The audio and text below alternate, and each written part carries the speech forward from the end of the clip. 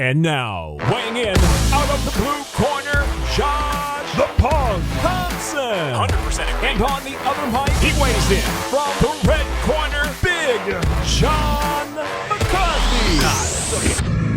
That's right, Josh. He got it right finally. Big John Old McCarthy. What's up? It is a week of fights. Finally, it has come. UFC 300. It's actually been a whole lot more than 300 UFCs. But when you go by the way they do it now with pay-per-views being the only numbered events, you got to say it's pretty special that now they are at UFC 300. I got to figure what UFC 200 was back in 2016? Yep. Yeah, it was a while back. It was a while back. It's going to be a long haul to 400. But we got to get through 300 first. Would you say that this is the biggest card in UFC history? I mean, what? You've done a lot of cards. I mean, I would like you. I'm sure you've seen them all. You've seen them all. I'm being honest. When you take a look at the lineup that is for this card, it's incredible. It is absolutely incredible. That's where I'm at with this. I believe this is the best card in UFC history. The reason being is because it's from beginning on to paper, end, on paper, beginning to end. Yeah, it may totally shit the bed. Okay, absolutely. But we could also we say that all the time. Yeah, but you could have one that looks like crap and all of a sudden it's great fights. Yep. You have one that looks like, oh my God, it's incredible, but doesn't do well. But I don't see how some of these fights cannot deliver, because everything in fighting we talk about is about matchups. Matchups make fights. It's when you put certain styles of fight, one style of fighter against another style of fighter, and you look and you go, there's no way that can not be a good fight. I would agree. Like, and these fighters will just come out. I believe there's enough mileage on a lot of them, whether it was them being former champions. Mileage. Yeah, the mileage. I mean, they've been in there countless times. This is nothing new to them. It's just these are the ones that they handpicked that they knew were going to deliver shows. They knew they're going to come out and be entertaining. They knew that, like, hey, sure, you don't want to lose to this guy on UFC 300, but guess what? There's no difference from me stepping in here the last time at UFC 290, 285, whatever it was when they fought last. Yeah. The last time they stepped in, whether it went their way or not, I don't think that they're going to really care. They're on the biggest card that they've probably ever been on. And I think, and when people look back at 100, people look back at 200, this card, I think it towers over them. I think on paper, it's got way more name value. It's got better fights, stylistic matchups. I think it's just a better fight card all the way and it's also from top to bottom. It's from the very first fight all the way through. Look, let's scroll down. Hold it. Look at the first fight. Look at who the first fight of the night is. Who the empty seaters will be fighting in front. Let me see. Go on. I don't think. Come on. Do you think there's going to be empty seats at the start of this thing? No, I don't. I think there'll be empty seats, of course, but it's not going to be an empty arena. Scroll down for me, Dave, so I can see the rest of that, please. Cody Garbrandt against Deiveson Figueiredo is the opening fight of the night. It's going to be a great. That's going to be a great fight. I'm hoping that we see the Cody that beat Dom, and I'm hoping that Figueiredo. Yes, Josh, this is two former champions. Yes. The opening fight of the night. What more do you want? If you're one of them, are you disrespected? Do you feel disrespected? No. I get to open up fucking UFC 300. I'm the first fucking fight of the night. Is that really how you're feeling, John? That's how I'm feeling. I swear to God. Fuck, not me. Sometimes not me. See, that's because you got that big ego. I do. I'm surprised I get my head through that fucking studio door right there. I look at it as sometimes everything is about taking part, being a part of something. I'm not here to take part, brother. I'm here to take over. I'm here to take over. That's how this shit runs. I'm not here to take part. Look, I think the two of them, obviously former champions, is going to be a great fight. But then you got Bobby Green and Jim Miller. One guy has the most fights in the UFC history, and the other guy, I mean, fuck, he's probably gaining up on him close. Bobby Green's got a ton of damn fights. Great fighters. And Jessica Andrade, former champion. Maria Rodriguez, great fighter. I mean, this is going to be it's a stacked card, like I said, from beginning to end. The Renato Moicano versus Jalen Turner. Come on. Great fight. And Kayla Harrison, Holly Holm. I mean, a lot of good things came out of that camp from what I heard from Holly Holm and Chris Cyborg. She's got a lot to say. Chris had a lot to say. Calvin Kattar and Sterling. We're gonna see this. I know this is a throwback fight from UFC like 1-2. It's wrestler / kickboxer, boxer versus jiu-jitsu guy. It's a little bit of both. I mean, because the sport's evolved a lot since UFC 1, by the way. Yeah, just a little bit. But Sterling's a little bit better on the feet than they were at UFC 1. So you guys gonna give? Are you guys summarizing right now and going? Yeah, through, we're summarizing. Okay, right. Just want to make sure we're not skipping over. This is actually our breakdown. Okay, we're gonna just wrap this up here soon. I know you're going fast. Don't worry, buddy. Don't worry. I'm screwing this dog. You just sit there and hold the tail up. Yeah, just hold the tail up. All right. I mean, look, we're just summarizing over this, obviously, to ease podcast Dave's nerves. Calvin Kattar, good striker, good everything, right? But what's the guy that fought with the one boxing glove? Art Jimmers. Yeah, Art Jim. Okay, so him, Dave, not Dave. Come on, man. John. My memory. Come on, man. Come on. It's funny because I have so many stories about Art and things that happened and stuff, and I think he now gets, he's a trainer, and I think he works out of a UFC gym, in fact, and he teaches people boxing and stuff. And he has accepted that whole one glove thing. Yeah. And, everybody, I've seen him and Hoist together, and he just plays the part out. He was a good boxer. He just had no idea what he was getting into. And when he realized, he said, "Oh, screw this." I don't think anyone at UFC 1 realized what they were getting themselves into. No, they didn't. That was the best part. They had no idea. Yeah. No. A lot of them thought, even Ken Shamrock thought it was going to be fake. He was, I think, probably hoping it was going to be fake. I don't, because, he had come from the world of pro wrestling, had gone to Pancrase, and he was, doing a lot of real stuff. Some of it was, predetermined a little bit with, the way Pancrase would do things at times. But he, at that point, he was into real fighting and stuff, and he thought that they were going to take away his ability to actually fight, which they didn't do. They just took away his wrestling shoes. As he complained about. I guess I'm going to go in, and then Yuri Prochazka versus Rakic. Alexander Rakic. That's going to be a great fight. Two very big guys. Rakic coming back after the long layoff. Yuri after he's been finished. This is some good stuff, man. Cody Brundage, Bo Nickel. Lot of heat getting on this fight. Lot of heat because everyone's like, why are they on the main card? Why does Bo Nickel on the main card? I will break all that down for you guys. That's simple. Before you guys get your panties in a bunch, we're going to break it down for you. Make sure you guys get the feed on why they're doing this. And I had a good conversation with someone on Twitter, or X, I should say. I want to make sure I call it X because it's one of those. Yeah, on X was to and I had a good conversation, which is very rare on social media these days. Normally, it's like a shouting match back and forth. No, normally it's you're an idiot. Yeah, no, you don't know shit. Educate yourself. It's always the same punchlines. Oh, always. Charles Oliveira versus Arman Tsarukyan. Big fight, man. Big fight. Can't wait for that fight. That is one of my probably all-time favorites on this card. Right behind this one. Here. Max Holloway versus Justin Gaethje. Those two fights back to back. I mean, those are going to be fantastic. Amazing. That's amazing. And then Weili Zhang versus I don't even know how you say her name. Yan. I just call her Yan. Yan. There's nothing Yan about her though. She can fight, and that's what's great about watching her fight. Alex Pereira versus Jamal Hill. Jamal Hill, as podcast Dave likes to call him, is Jamal Hill. Jamal and Alex Pereira. This is going to be a good fight. I don't think either one is going to wrestle, and that's going to be the great thing about it. So that's a quick little summary of it all, but we're going to go ahead and jump into this. But before we do, go to onlyfans.com/weighing, onlyfans.com/weighing, and subscribe to us over there. It is free. It is free, guys. Also, subscribe to us here on this channel. The reason being is that we're doing a lot of special stuff this week for UFC 300. Like I said, this is the biggest card in UFC history, and I want to make sure we give you guys a little extra content. Not even a little. It's going to be quite a bit. A lot of extra content this week. There you go. We're looking to cover, do some stuff tomorrow night for you guys for the press conference. Kind of talk about some of it may last 30 minutes depending on how the press conference goes, and it may last an hour and a half to give you an extra show. And then also too, we're going to take a look at that. And what is on Thursday? Press conference. All 26 participants Okay. are be there. What's tomorrow then? Media day. Media day. So we're going to do media day tomorrow. We're going to do media day and press conference. If something comes out of it good, then we'll go ahead and probably do a show tomorrow. All right. Media day on Thursday. But we'll see. Like if it's just people twiddling their thumbs, you know what? I'm going to But we've also got some great news and some great topics that Dave pulled up earlier today that we definitely wanted to chat with you guys about.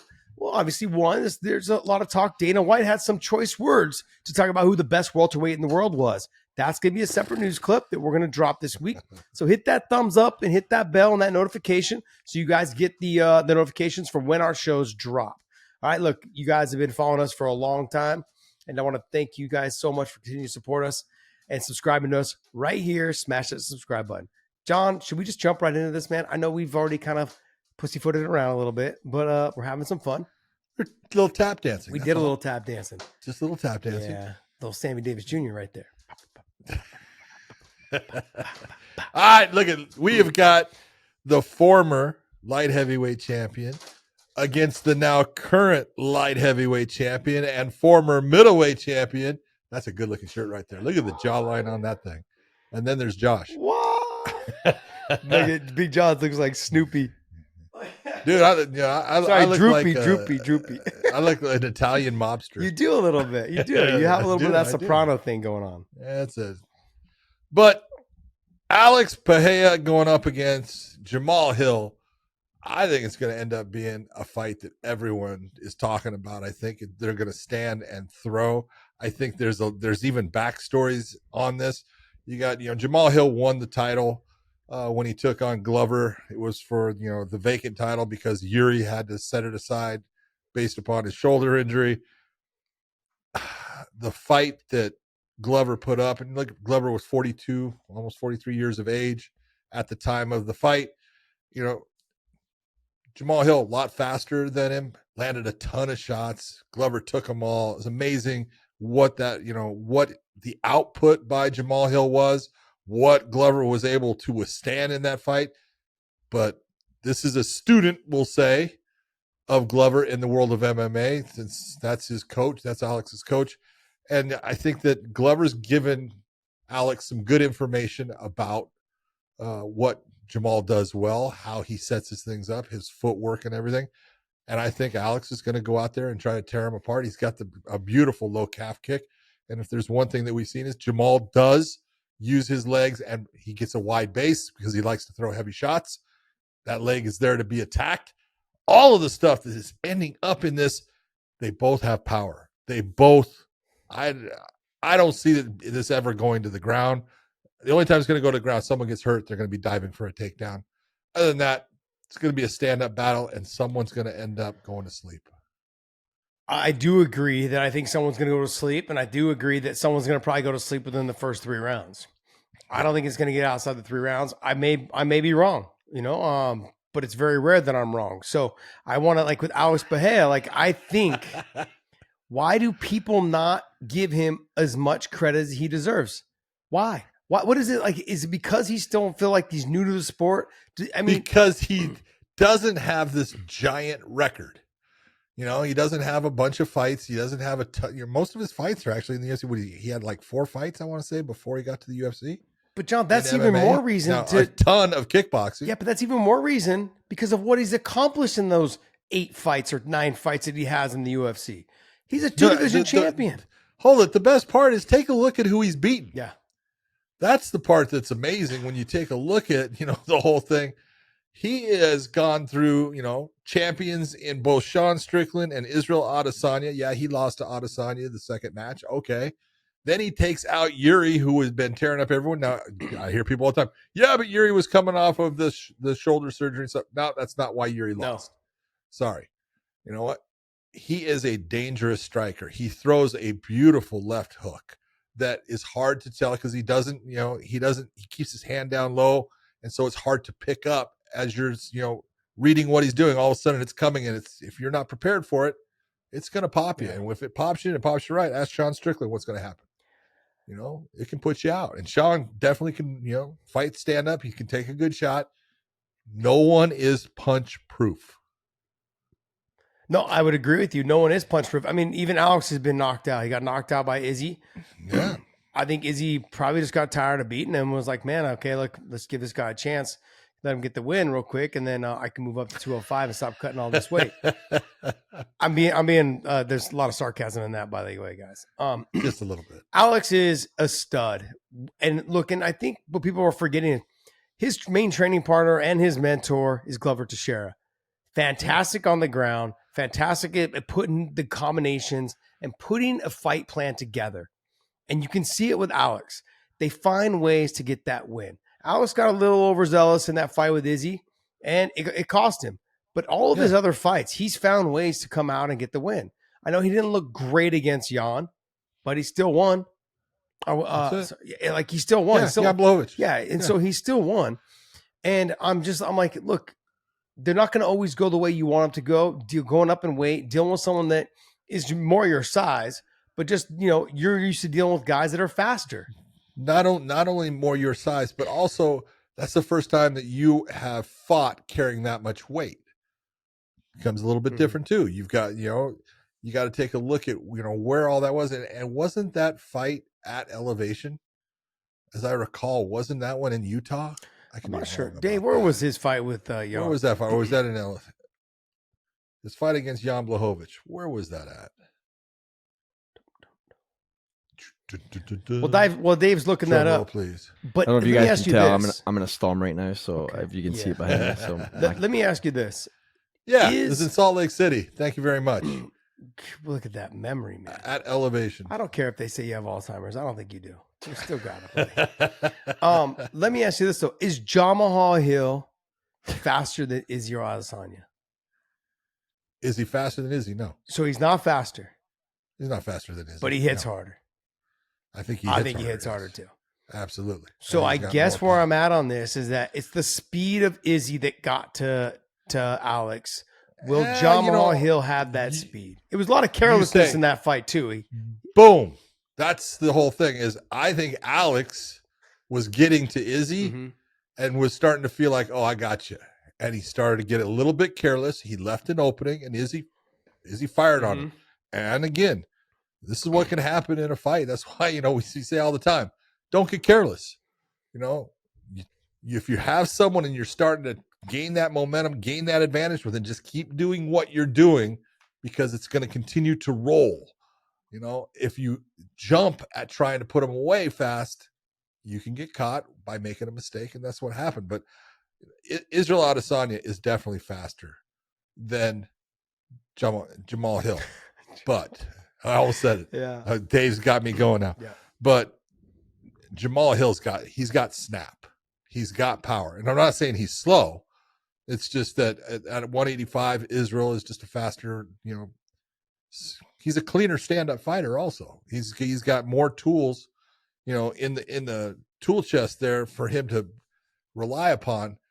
But Jamal's got the one thing that everyone wants. He's got power. And that doesn't go away. That sticks with you. So he's always got the ability to change the fight with one shot. I think that Jamal Hill is going to try to utilize some wrestling, even just to threaten it for a split second. That's okay. Smart. I agree. It's okay. I actually think it's a very smart idea if he does do it. He said, "No, I'm not wrestling. There's no way we're doing that." But I don't take a lot of people at their word when they're talking about that. But I think it's a great idea if he does, even just to threaten it. That may slow Alex down just enough for Jamal Hill's punches to land. Well, I don't know if it's going to slow him down, but it's going to make him hesitant in throwing what he wants all the time because he's got to worry about, well, he's already shown he'll try to take me down. John, if someone hesitates, doesn't that make them slower? I'm just trying to put the two things together. Hesitant means you don't do it. And that's a big thing. Yeah. When you have the offensive tools that Alex has and you're not throwing, well, then you're nobody. You've got all those weapons, all those tools. You got to fire. And if you're afraid of firing out and going after your opponent because you're afraid of that takedown, well, then that takedown did its job of making you defensive in a way your offense is not being utilized. How many shots do you make if you don't take it? Zero. Baby. And that's the thing. Zero. If Jamal Hill can get him hesitant on pulling the trigger, that gives him an opportunity either to get the takedown or to land the big shots by feinting the takedown. So I believe that the wrestling probably goes to Jamal Hill. I don't know if we're going to see it, but I hope we do see a threatening to it. I think Alex Pereira, obviously for the stand-up, is gonna definitely be the better stand-up guy. He's gonna be the cleaner guy. He's gonna be the one that has a lot more tricks up his sleeve. We can sit here all day and talk about the calf kick. It's gonna be there. He knows it's gonna be there. He's just gotta not rush it, which he's very good at. He sometimes throws it out there like it's not gonna even hurt. He throws it super lazy. So, but it still lands. He throws it lazy, but he's got an odd style. The way he does it, it carries weight behind it, which hurts on impact. Look at DC. You saw, go ahead and kick me, right? 25%. Okay, 50%. Oh, that's enough, right? You look and you go, hey, some people can just kick. That you've been kicked by people. I've been kicked by people. Maurice Smith kicked me one time. I said, "You kick me again, I'm fucking taking you to the ground." All we were doing is kickboxing, right? And Boss Rutten, the snap that he had when he would decide to really kick, it's like, God damn. And there was no calf kick back then. It was all to the thigh. Yeah. And it's like just certain people have a thudding, heavy kick that's hard to describe until you have felt it. And Alex has got that. This is very true. John, look, I know they're getting a lot of, not these guys, they're not getting a lot of heat, but Dana White was getting a lot of heat for this main event. I got to be honest, man. Crazy. I think it's great. You couldn't have ended, outside of maybe Gaethje and Max, but these are two bigger guys, and the chance of it being a knockout. And it's also a championship fight compared to a BMF. A made-up title of BMF. I understand what you're saying. I guess because Gaethje's got the name for the human highlight reel. You've got, Max is always delivering with the biggest punch outputs, in MMA history or UFC history or whatever. It makes a recipe for like a great fight.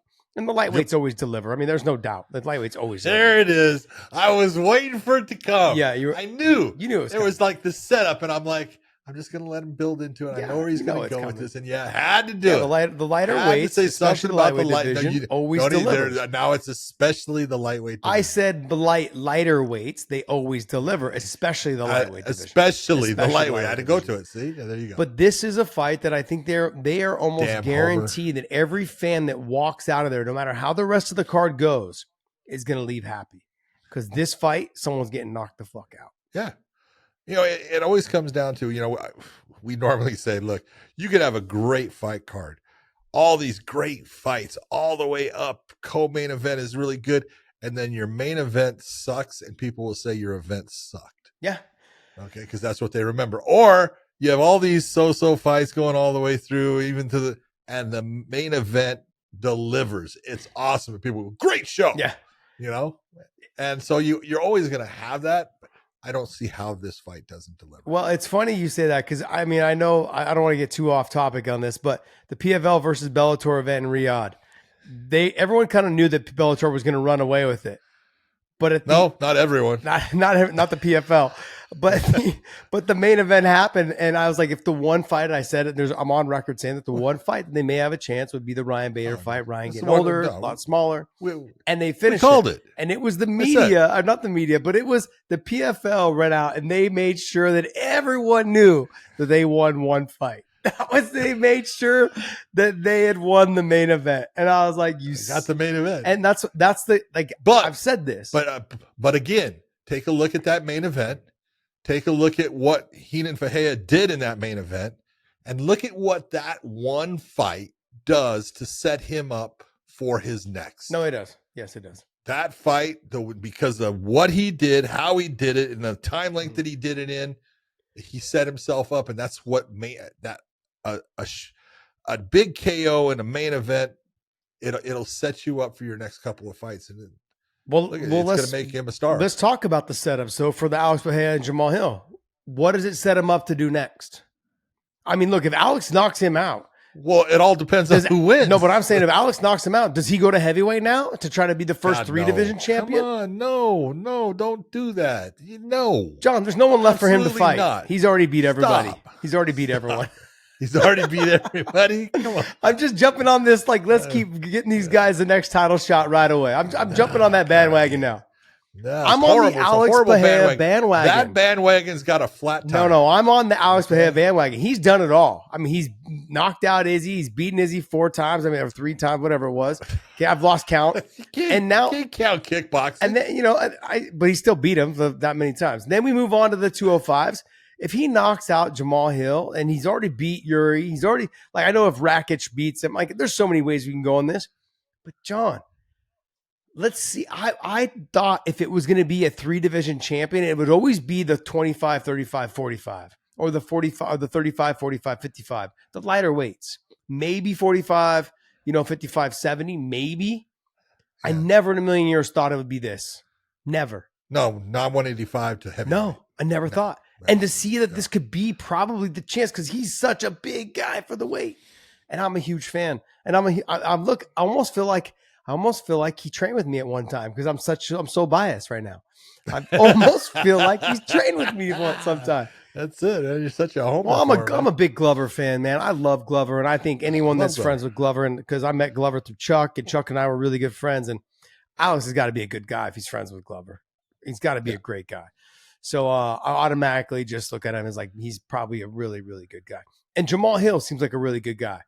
He seems, I don't know him, but just funny personality. Yes.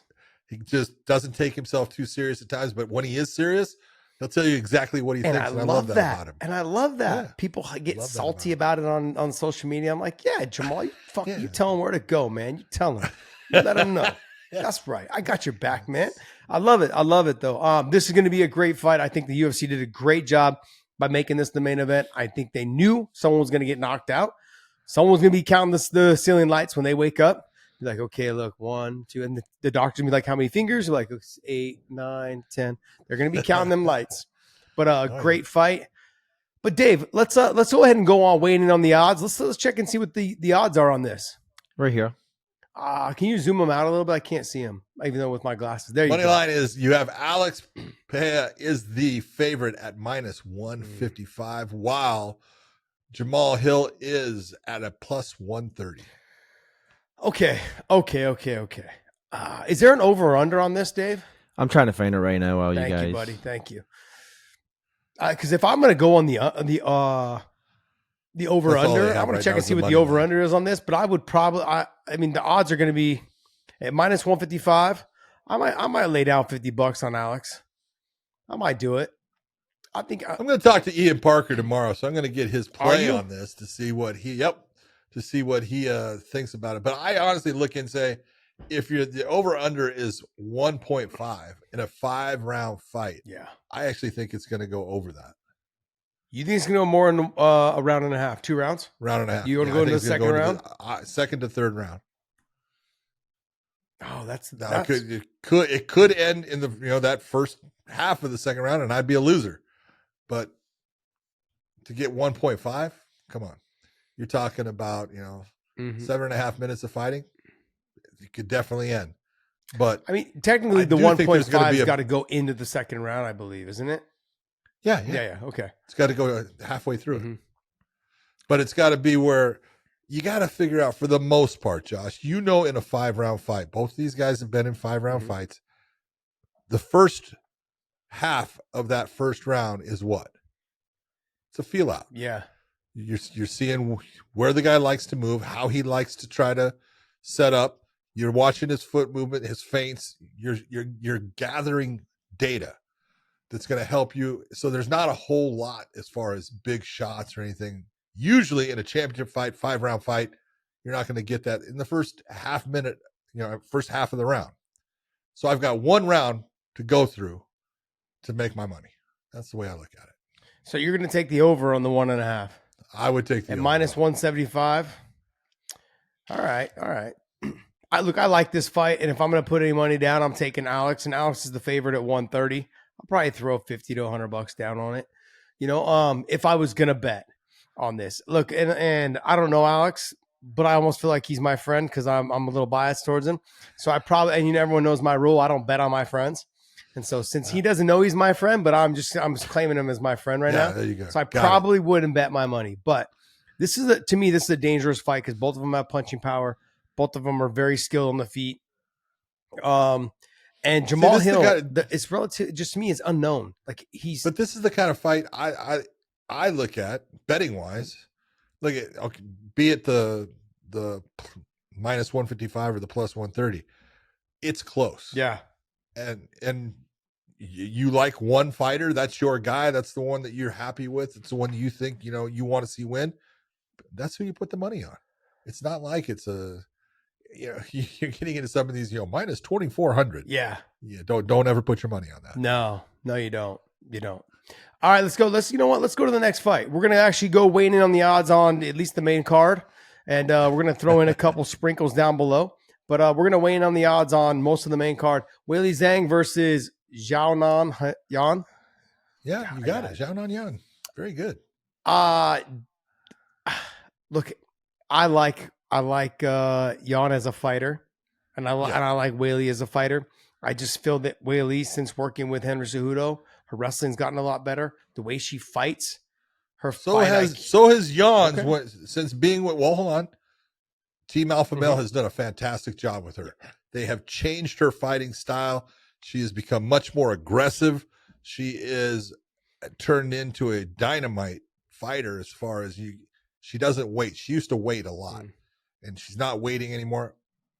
Although I agree with you, Weili is just a different beast in the strawweight division. Well, Yan has been coming down to San Jose, and she's been training with Kyle Terra. She's been coming down for a while now, not even for the last fight or this fight and the fight before. She's been coming down for a little over 2 years. So well, she's grappling with someone that's pretty damn good. Yeah, she's got a good group of females that are there training. She also mixes in obviously with some of the guys, but mainly with a lot of the females that are there. And she's getting coached up by Kyle. She's been there for a while. I've had some girls that have trained. I said she's good, she's talented, she's tough on the ground. And if Weili is weak in one area, I would say it'd be the jiu-jitsu area. You think so? Yeah. I think she's talented, but I think she lets her fight. She lets the aggression of herself, like the fighting aggressiveness, put her in bad positions. She will sometimes take chances. Now, she hasn't as of her last, two fights, but she has a tendency sometimes to be overzealous, come aggressive, and leave herself out of position. Now, also, is she familiar with certain ways on making sure she takes people down a certain way to not be submitted by something?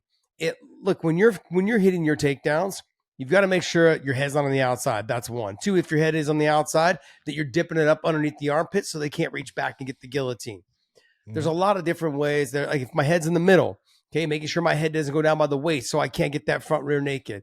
Like there's all different ways. They can't jump triangle on me, or if I take them down, make sure that my leg is on the inside of the knee so they can't pull triangle or pull my arm through or attack armbar.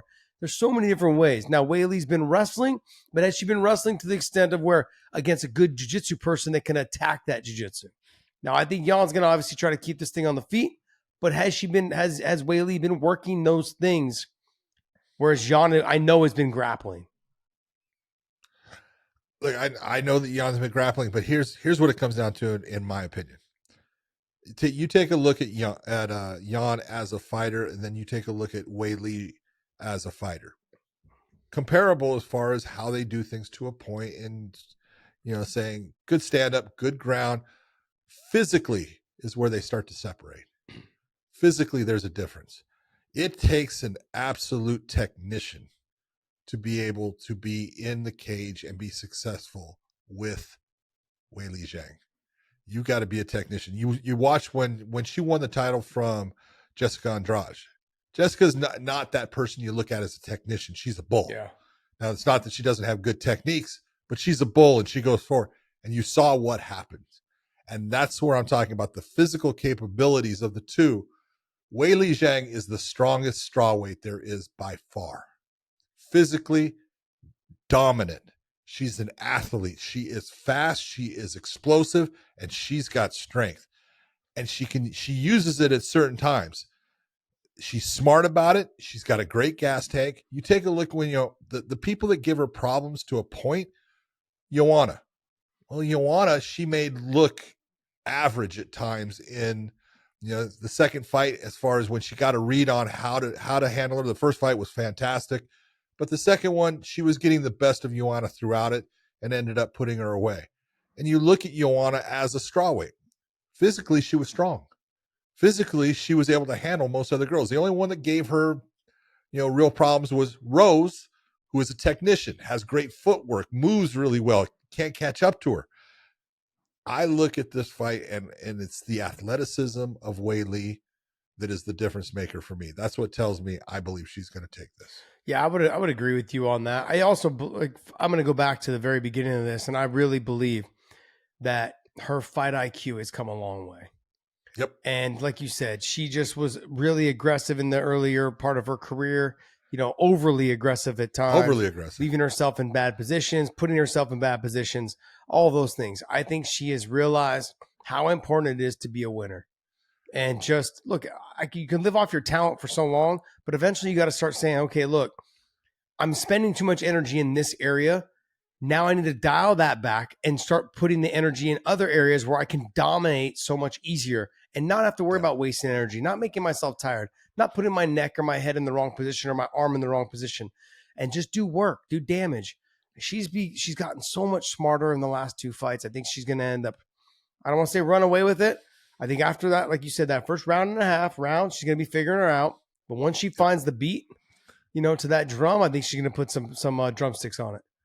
Yep, I agree. All right, and the fight that everybody is talking about, Justin Gaethje versus Max Holloway. Oh, wait, we need to go to Weighing In on the odds. You said you wanted to do Weighing In. Yes, I do. For this fight, it is a minus 225 for the favorite in the champion of Weili Zhang, and we have a plus 165 for Yan Zhang. Your money line's in the right, by the way.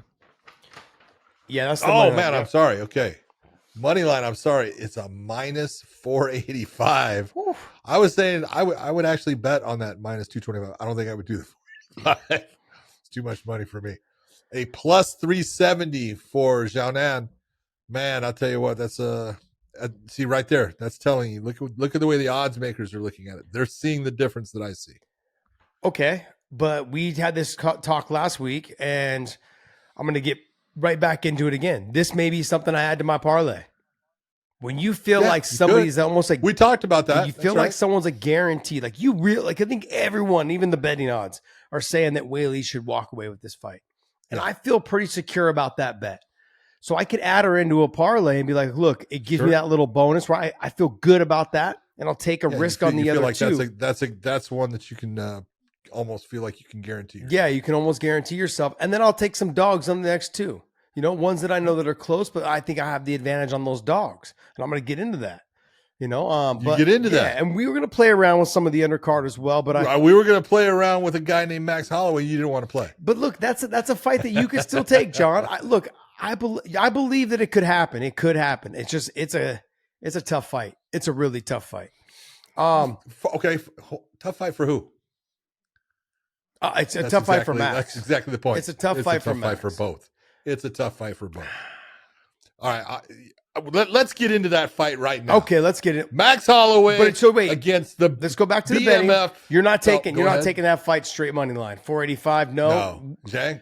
No. Let me ask you this then, because this is another thing that I like to do, and I've said this repeatedly. For someone like that with Jan, would you put just $20 down and be like, look, if it happened? Because I'm going to get into that with Bo Nickel.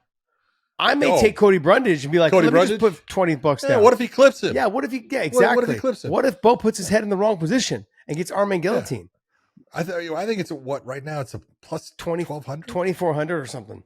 20 minus 2,400 if you're going for Bo Nickel. Yes, I believe it's a plus. Oh, now it's a plus 1,100. Oh, see, people are taking that because it's dropping. It's now minus 2,100, so like 3 people. Yeah, but look, I'm simply saying I would probably, we'll get into that a little bit, but that's something like, look, when I see someone that much of a dog, throw $10 down, throw $20 down. And just see what happens. That's why it's called gambling. That's right. Like, it's not life-changing money, $10, but it could definitely make your night if that person how many times have you walked away and be like, damn, I was going to bet, I was thinking about it, but I didn't do it. This is one of those moments. You just see what happens. All right, let's go ahead and get into the Max Holloway and Justin Gaethje fight. You and I are back and forth on this. Yes, I'm a huge Max fan, and I don't want him to be offended whatsoever by this. And he will not be offended by anything I say. Because you're going to ride for him all the way to the bitter end. I'm riding. You're riding with Max. like it's the pipeline in Hawaii. And I'm riding with Justin, man. And that's nothing against Max. I got nothing but love for him. I'd love to see him win. I would love to see Justin win. I hate the fact that they're fighting each other. I love them both. I hate the fact that they have to fight each other. But here's where I look and I go, everything is about styles. And you got to take a look and say, okay, let's take a look at some of the people that, Justin Gaethje has fought and the styles. Let's take a look at some of the people that Max Holloway has fought and the styles. And let's look at what has occurred in those. Every time that you've had Max fighting a person that is for the most part, absolute just stand-up fighter, he wins. He wins. Alexander Volkanovski is the one that, people can sit there and try to say, well, he's a stand-up fighter. No, Alex is a guy that takes people down. He's used his wrestling throughout much of his career. So he's gotten more into being that stand-up guy, but he still will take the fight to the ground and do these. Justin doesn't take the fight to the ground. He uses his wrestling in any capacity. It's as a defense for him to stay on his feet. So I look at Max Holloway. Look at the people that have given Justin Gaethje good fights. Mm-hmm. Okay? So I'm not even saying winning them all. Dustin Poirier has fought him twice. Take a look at the first one. Dustin lit Gaethje up. I went back and watched that fight based upon this just to see it again. And I was listening to the commentary of it, and I'm like, what the hell is that? I don't remember this commentary from it. But, man, they were believing that Justin Gaethje was just walking away with that fight. And I'm thinking, look at the damage on him. Yeah. And, eventually he lost it. But, what a fight by Justin, but what a fight by Dustin. And then I look at what Max does in the stand-up. And it's people that can take out his front leg, which Justin could. Justin's got a beautiful low kick. He damages people well, so Max has got to be prepared for that. That's one element that I look. It's something that Justin does that Max definitely has to account for. He has to have an answer for it because it'll end up breaking him down too much. We saw Yair start to break him down with that kick. So it's something he has to address and has to have an answer for. But slick fighters, Michael Johnson, go back to Michael Johnson against Justin Gaethje, slick stand-up fighter. What was it that was happening in that fight? Michael Johnson was lighting Justin up for a lot of it. He was winning that fight. Now, Justin had his moments that he would, get hurt, come back, and then eventually, just wore him out with the pressure and big shots and was able to put him away. But again, a stand-up fighter with slick movement, good boxing, was able to have a good fight and good results for some of it against Justin. I just look and say, Max Holloway is the worst type of opponent for Justin Gaethje. You can look and go and in some ways go back a couple of fights and take a look at Rafael Fiziev and take a look at, I said Hizriev. Fiziev, yes. Fiziev. You can take a look at that fight with him and Fiziev, and that was the best Justin Gaethje as far as being a smart fighter I had seen in a long time. His fight with Dustin Poirier, he kind of kept that same element. So he's getting smarter as far as not accepting so much damage in the fight. And he needs to continue to be that fighter coming in here against Max. But if Max has a night like he did against Calvin Kattar, he's going to beat Justin Gaethje. I'm not saying that he's got that night in him. Maybe that was a once in a lifetime thing, but he fights like that guy, he'll beat Justin. All right, let me just go ahead and remind you. Let me tell you. Go ahead. Let me break this down for you. Break it down. You use Michael Johnson. I was actually going to use the same analogy. I agree with you 100%. Okay. Michael Johnson though is southpaw. Yeah, Max is not. I agree. Okay, Max also showed. Max, hold on. Max switches. He does switch, but he's not anywhere near as good on the southpaw. But he switches to it all the time. I get that he switches, John, but as the leg kicks come and he has to switch, which they will, and he will have to switch. We saw in the Yair fight that he doesn't operate the same. and you can't afford not to. No, operate. he's better from orthodox. Absolutely, but he doesn't operate the same, and you can't afford that against somebody who hits like a damn truck against Justin Gaethje. Once he sees you switch and he knows that you're hurt, he's putting that pressure. Okay, answer me one question real quick. Just out of curiosity, since I have no idea, I've only been doing this for a couple of years. Yes, I know. It's very relevant. Name me the guy that has put away Max Holloway. Oh, go ahead. I'll give you time. Put away? Yeah, knocked him out. Didn't he get knocked out by Conor? No, that was a decision. That was a decision. Who was it? I'm not gonna let him cheat. Don't worry. Was it Dustin? Dave. Who beat him? Dustin? Dustin beat him? Why don't you tell him who knocked him out? Right here, Josh. There you go. 0. Okay. Now, has he fought people that can fucking swat? Yeah, some of them got some power. Okay. Some of them got some power. But I get what you're saying. I understand what you're saying. You should get it because it's right. You're right. Okay. You're right as in he's never been finished, but no one's ever been finished until that first time. So let's not get off track. Like I said, Max is someone who can stick and move, stay on the outside. Yeah. The weakness he has is his leg kicks. He does not check them. I agree with you with that. Gaethje has the power to change the tempo of the fight. What did I say? He must address that leg kick. Yes, he must. But that's my concern, though, John. Like you said with Gaethje, is that he's been fighting a lot smarter since you said just what fight was that? Fiziev. I say the Chandler fight was the first time I'd seen him fight smart.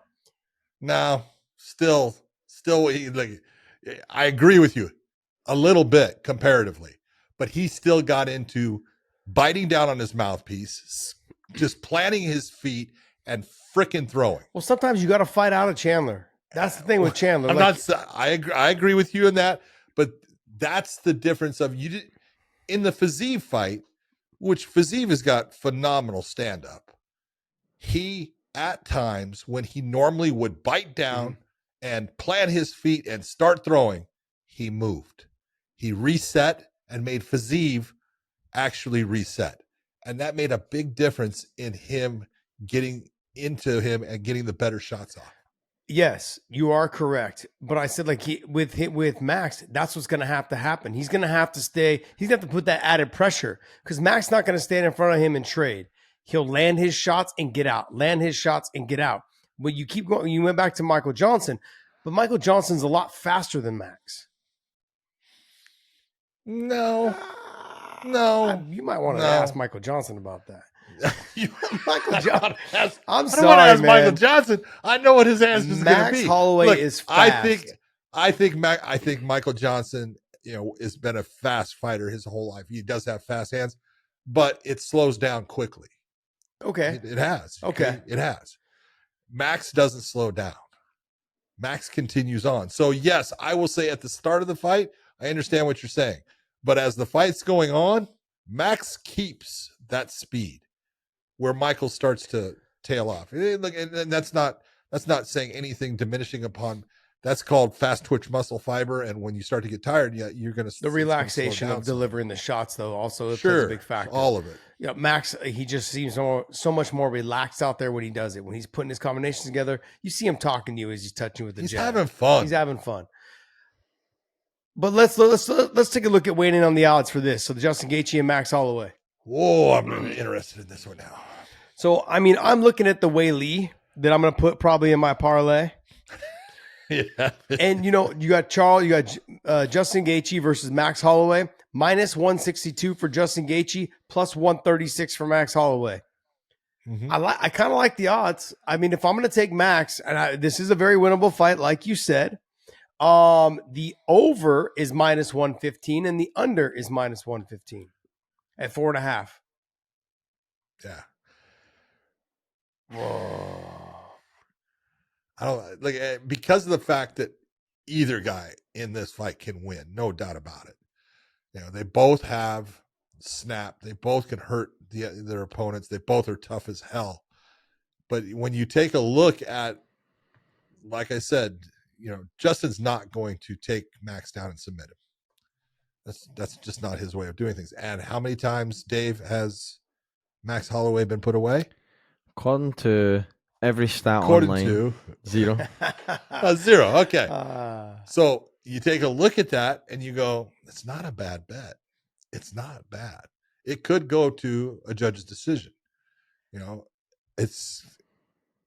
I just look at it and say, in this type of situation, I always look for the underdog who absolutely has a very good chance of winning the fight. That's not saying that he's got a better chance than his opponent, but it's 50-50. If I can look and say I got a 50-50 and I've got something where I'm putting 100 to win 136, that's what I look for.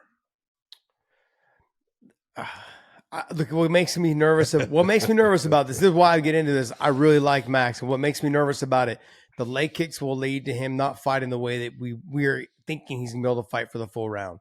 Those leg kicks, and then I also take into consideration. I've had this conversation, and also Khabib's come out very publicly and said, "I've been hit by a lot of people. Justin Gaethje by far hit me the hardest." Okay, and so, but hold on, hold the phone here. And I'm not saying that Justin doesn't hit like a truck. He does. But everything, when you sit there and say, this person hit me the hardest, that has to do with a moment. It has to do with bodies in motion. Mm-hmm. It has to do with one guy coming forward while the other guy's coming, and the way it lands. There's all kinds of things that equate to, that dude hit me hard. He didn't hit him hard enough to fucking win the fight. And that's all. And that's not, I'm not taking it. I think Justin Gaethje is one of the absolute stars if you're going to watch fighting in MMA. He is just a fucking blast to watch because he comes to fight. Yeah. And he always puts on a show. But so does Max Holloway. And that's why I'm saying, I look at this and based upon the betting and everything, I look and say, Max Holloway has the problem for people is Max is going up in weight. And when Max has gone up in weight before, it didn't go well for him. He lost the fight. Against Dustin Poirier, he lost when he went for the interim lightweight title. He lost the fight. Okay. Dustin Poirier is a fucking bitch to fight. Ask Justin Gaethje that. Okay. And styles make fights. And this is where I'm saying Justin has got a pattern that he uses for his offensive output. He loves the uppercut to the hook. He throws it beautifully. I'm not, no disrespect. I love it, but he's got a pattern. If there's a smart stand-up fighter out there that can figure out, here's how I attack the pattern, I look at Max Holloway as one of those guys. Yeah, and to take away with Justin, when he fought Dustin, he didn't have time to really put the weight on properly when he took that fight. No, and this time he has. He's been away from the sport a little bit. I think 5 months now, 6 months. Yeah, his last fight was against Korean Zombie. Yeah, I believe so. And so he's had some time, away, and he's been able to put the weight on properly, work out, train with the full camp with his weight on, and probably feels good. I mean, I'm just going back to, I think the leg kicks will play a huge effect on the way he's able to move. And I think once Justin sees him labored a little bit, he's going to start putting that pressure. And will Max be able to handle the pressure off of his back foot? Can he fight going backwards? Yes, he can fight going backwards. But can he fight going backwards with one leg? That's the other question. That's not easy for anyone. And look, and let's be honest, Max Holloway, he's got the output, but he doesn't have the punching power. I agree with you. This is a volume attack versus a damaging heavy punch attack. And Justin has been able to take it on the chin over and over and over. Now that may run out too. I mean, hold on. Justin, I'm going to go back to it. Justin has been put away. Yeah.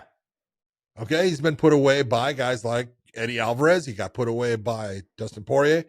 His chin can be cracked. Now he's got a good chin. I'm not saying that, but even the Michael Johnson fight, and Michael Johnson is not a knockout fighter. He's a volume fighter. Okay. He's a guy that if he's going to knock you out, it's with volume similar to Max Holloway. He had him in trouble. Yes, he did. Multiple times in that fight.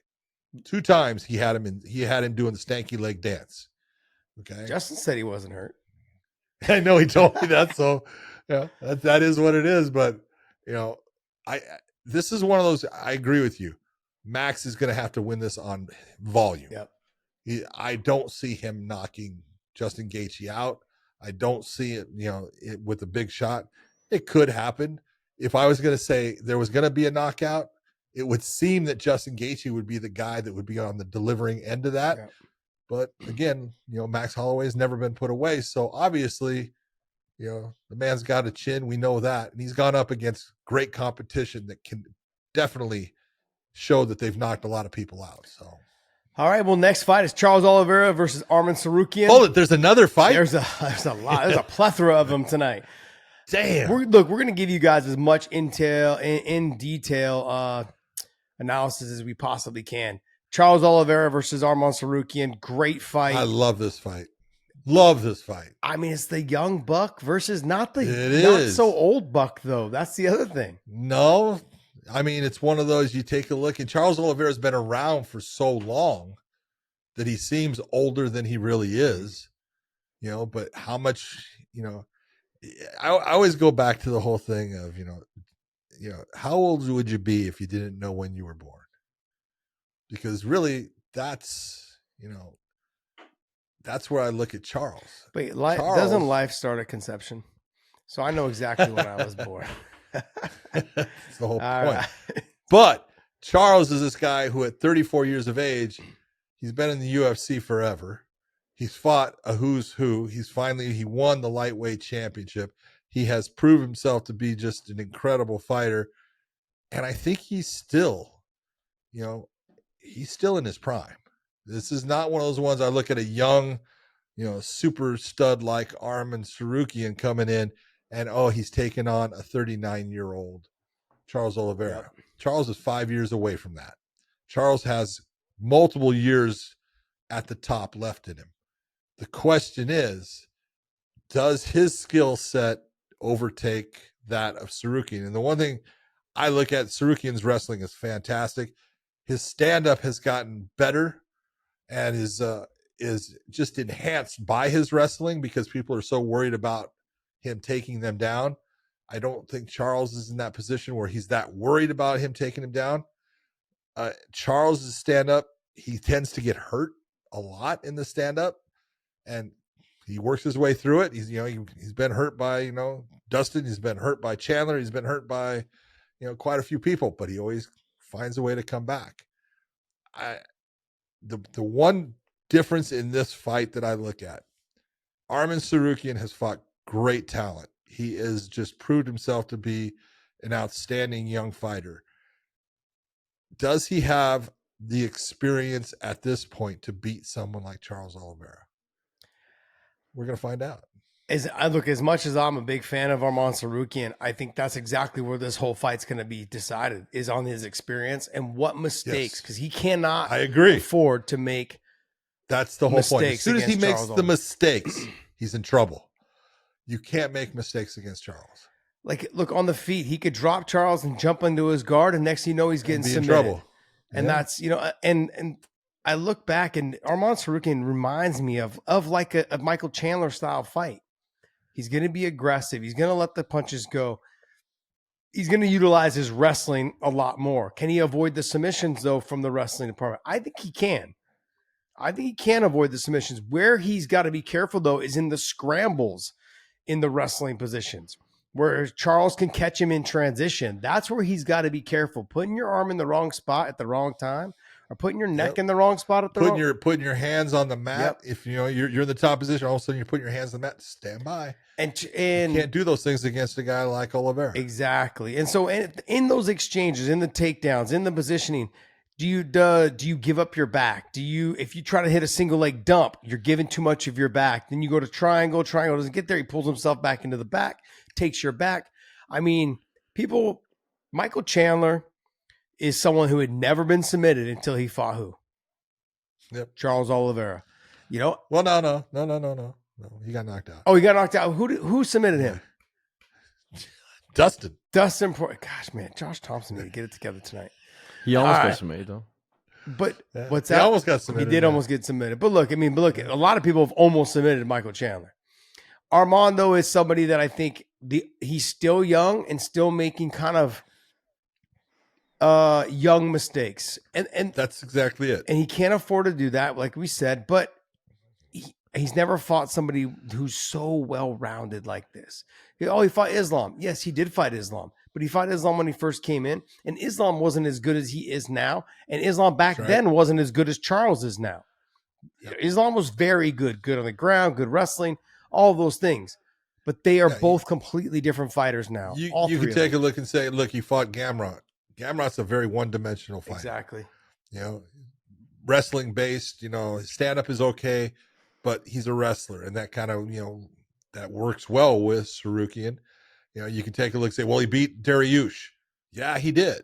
But Beneil's been kind of in the, that going in the wrong side of things. The confidence is kind of leaving him a little bit. This is the fight. He's going in against a guy, been world champion, and is supremely confident in his skills. Yeah. We'll see exactly where Arman Tsarukyan's at. I think that the way that Charles stays upright, lifts his lead leg a little bit, all of those that push kick up the middle, the way he kind of touches you to the face or to the body, that's going to give Arman a little bit of a problem in the beginning. He may figure it out, but in the beginning, he's going to try to figure out ways to get around it. Charles is very hittable, though, in those positions because he's up on one leg. You're gonna see Arman utilizing his hands to sweep that leg whichever way he decides he wants it to go, but that arm's gonna be coming through to sweep it away as soon as Charles starts to throw, because he knows he's going to be throwing that front kick up the middle. But when I start thinking about the fight in terms of if it stays on the feet, the boxing power goes to Arman, but the technique of boxing goes to Charles. So who can get to whose chin first is going to be key. And will Arman make the mistake of jumping into the guard when he hurts him and try to do damage? Or will he stand back and say, get back up so I could try and finish there? Or we may see someone where Arman's like, look, I've been on the ground with a lot of top guys. I'm going to jump right into your guard and ground and pound you out. Because if you go back in history and watch Charles Oliveira, those are the guys that beat Those are the guys that beat him, were the ones that put the pressure on him and jumped into his guard and ground and pounded him out. That being said, that was done at 145, where he was killing himself to get to the weight. Gas tank wasn't there. He just kind of mentally, I think, started breaking in those situations. And so for those of you that don't think that cutting all that weight has an effect, well, I think that that's proof, because he's come up to 55 and he's looked like a savage. He has looked like a savage at 155. He's been unbelievable. Yeah. Let's go ahead and pull up the weighing on the odds for that one. Dave got tired of being on that screen. So Charles Oliveira is a plus 190. Arman Tsarukyan is a minus 230, John. Dude, I'm seeing that. Again, I look at that, Josh. I mean, that screams to me, oh, you are absolutely putting Charles Oliveira in the position of he's that much of an underdog, and I know he can win this fight. Hello. I'm not saying I think Arman Tsarukyan is a stud. He is such a good young fighter, and I do believe he's going to be champ someday. I really believe that. I don't know if at this point he's ready to be in a fight with a guy that has the experience of Oliveira and not make any mistakes. Yeah, tough to do. We're gonna find out. I also think that had this fight been a 5-round fight, it would have favored Charles a lot more. In a 3-round fight, it looks Tsarukyan may be able to grind him out in a wrestling position, especially after they get sweaty. He's got to be careful in that first round unless he can land the big shots and drop him or something like that. But outside of that, the second and third round and going into the fourth and fifth, if it was a 5-round fight, I would favor Charles. Because we've seen with Tsarukyan, he does fight at a fast pace. He does fight very hard and aggressive. A lot of power is put out. So and we saw with the Gamrot fight, he was exhausted going into that third round, and ultimately he lost the fight because of that.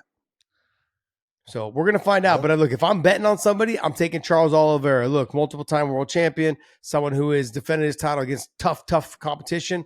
He's fought basically, if I compared Arman to Michael Chandler, like a Justin Gaethje with power, all the guys, Charles fought, he's fought everyone. He's fought them all. He's seen it all. He knows exactly what Tsarukyan's going to bring.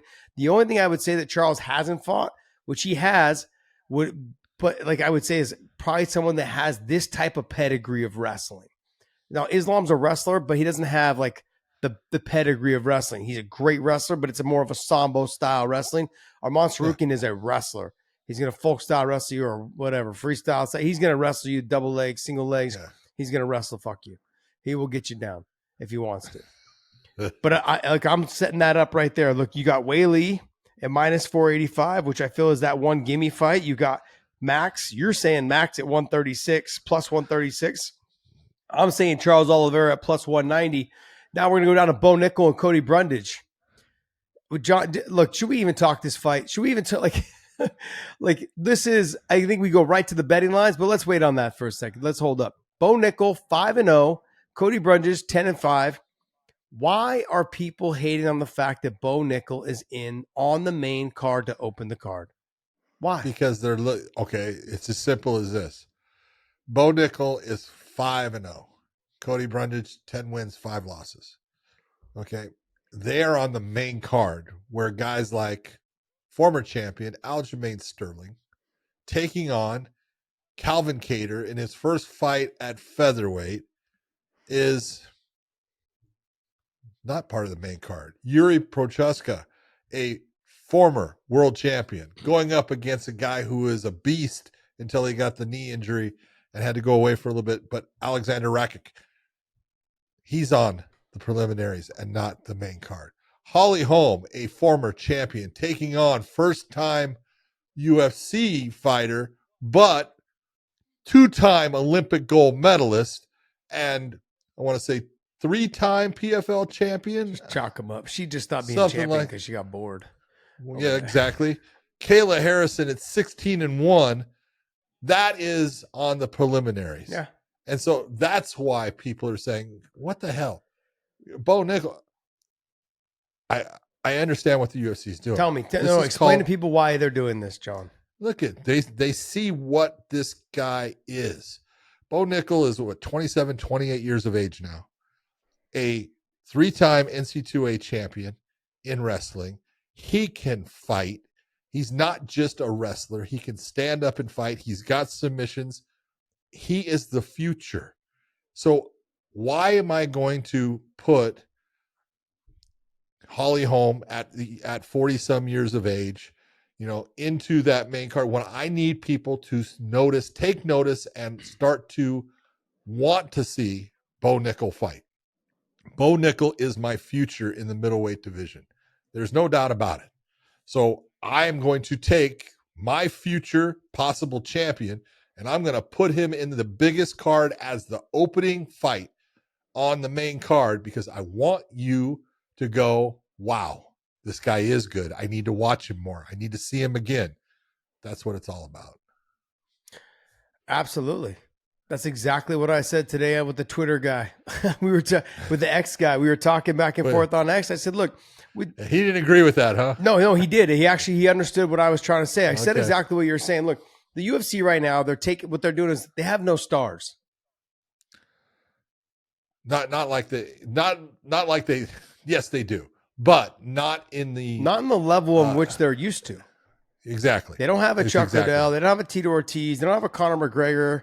They don't have a GSP. They don't have a BJ Penn. They don't have these guys anymore. I know Izzy does numbers. I've heard Izzy does numbers. Well, he's stepping away.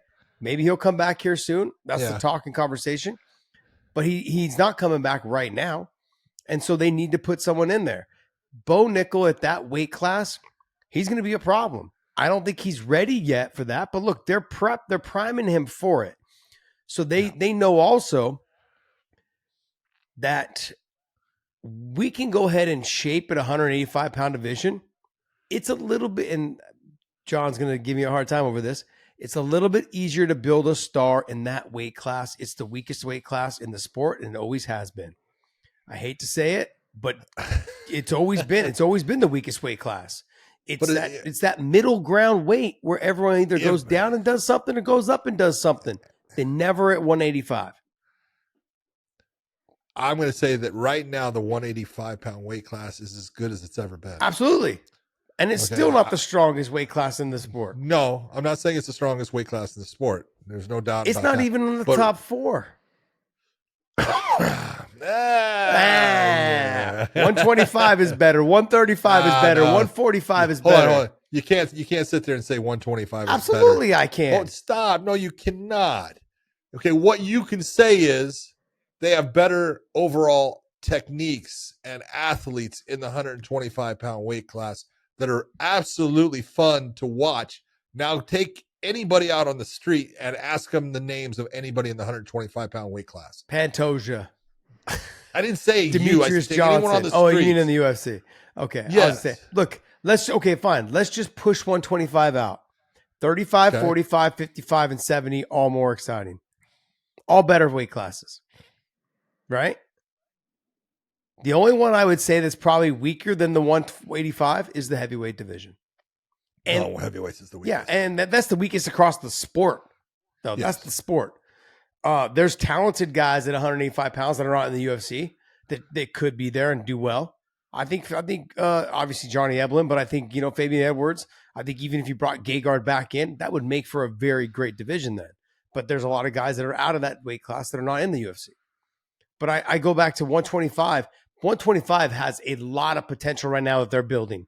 They have got good fighters. I'm not in there saying right they now. don't have great fighters Yes. that are great athletes.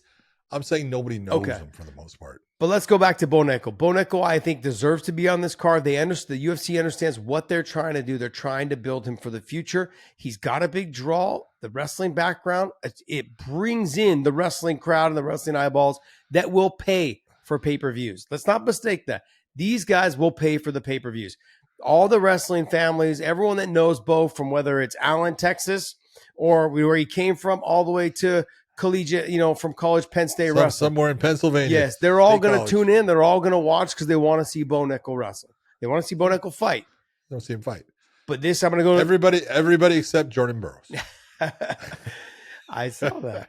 All right, but let's go ahead. Weighing on the odds, Cody Brundage versus Bo Nickel. And like I said earlier, I'm going to potentially take. I'm going to Cody Brundage. I'm going to potentially put 10, 20, maybe even $25 down on Cody Brundage. You never know. Now, look, everything I've heard about Bo Nickel, he's the real deal. But I've also heard that he trains an American Top Team, and I've heard from people at American Top Team, he still makes young mistakes. Sure he does. And it's no doubt about it. That's common. Now, when you get there, now, John, this is UFC 300, the biggest thing he's ever been a part of. Absolutely. Well, yes, it is. I mean, there's going to be, I think there's going to be a million people watching this fight. When you're in the NC2A Division I finals 3 times, it's pretty big. 3 times, it's pretty big. No, I get it's a big deal, but you can't tell me. I think there's gonna be way more people watching that than there will be. Yeah, but you got the same amount of people in the audience. You're gonna the NC2As. You got a packed house of 16 to 18,000. Let's be honest. Right? Yeah, you don't see the people out in the TV land. But John, this is a lot more pressure because you're actually getting punched in the face. You're not just getting wrestled. Hold on, I agree with that. It is a lot more pressure. You're absolutely right, and it is different.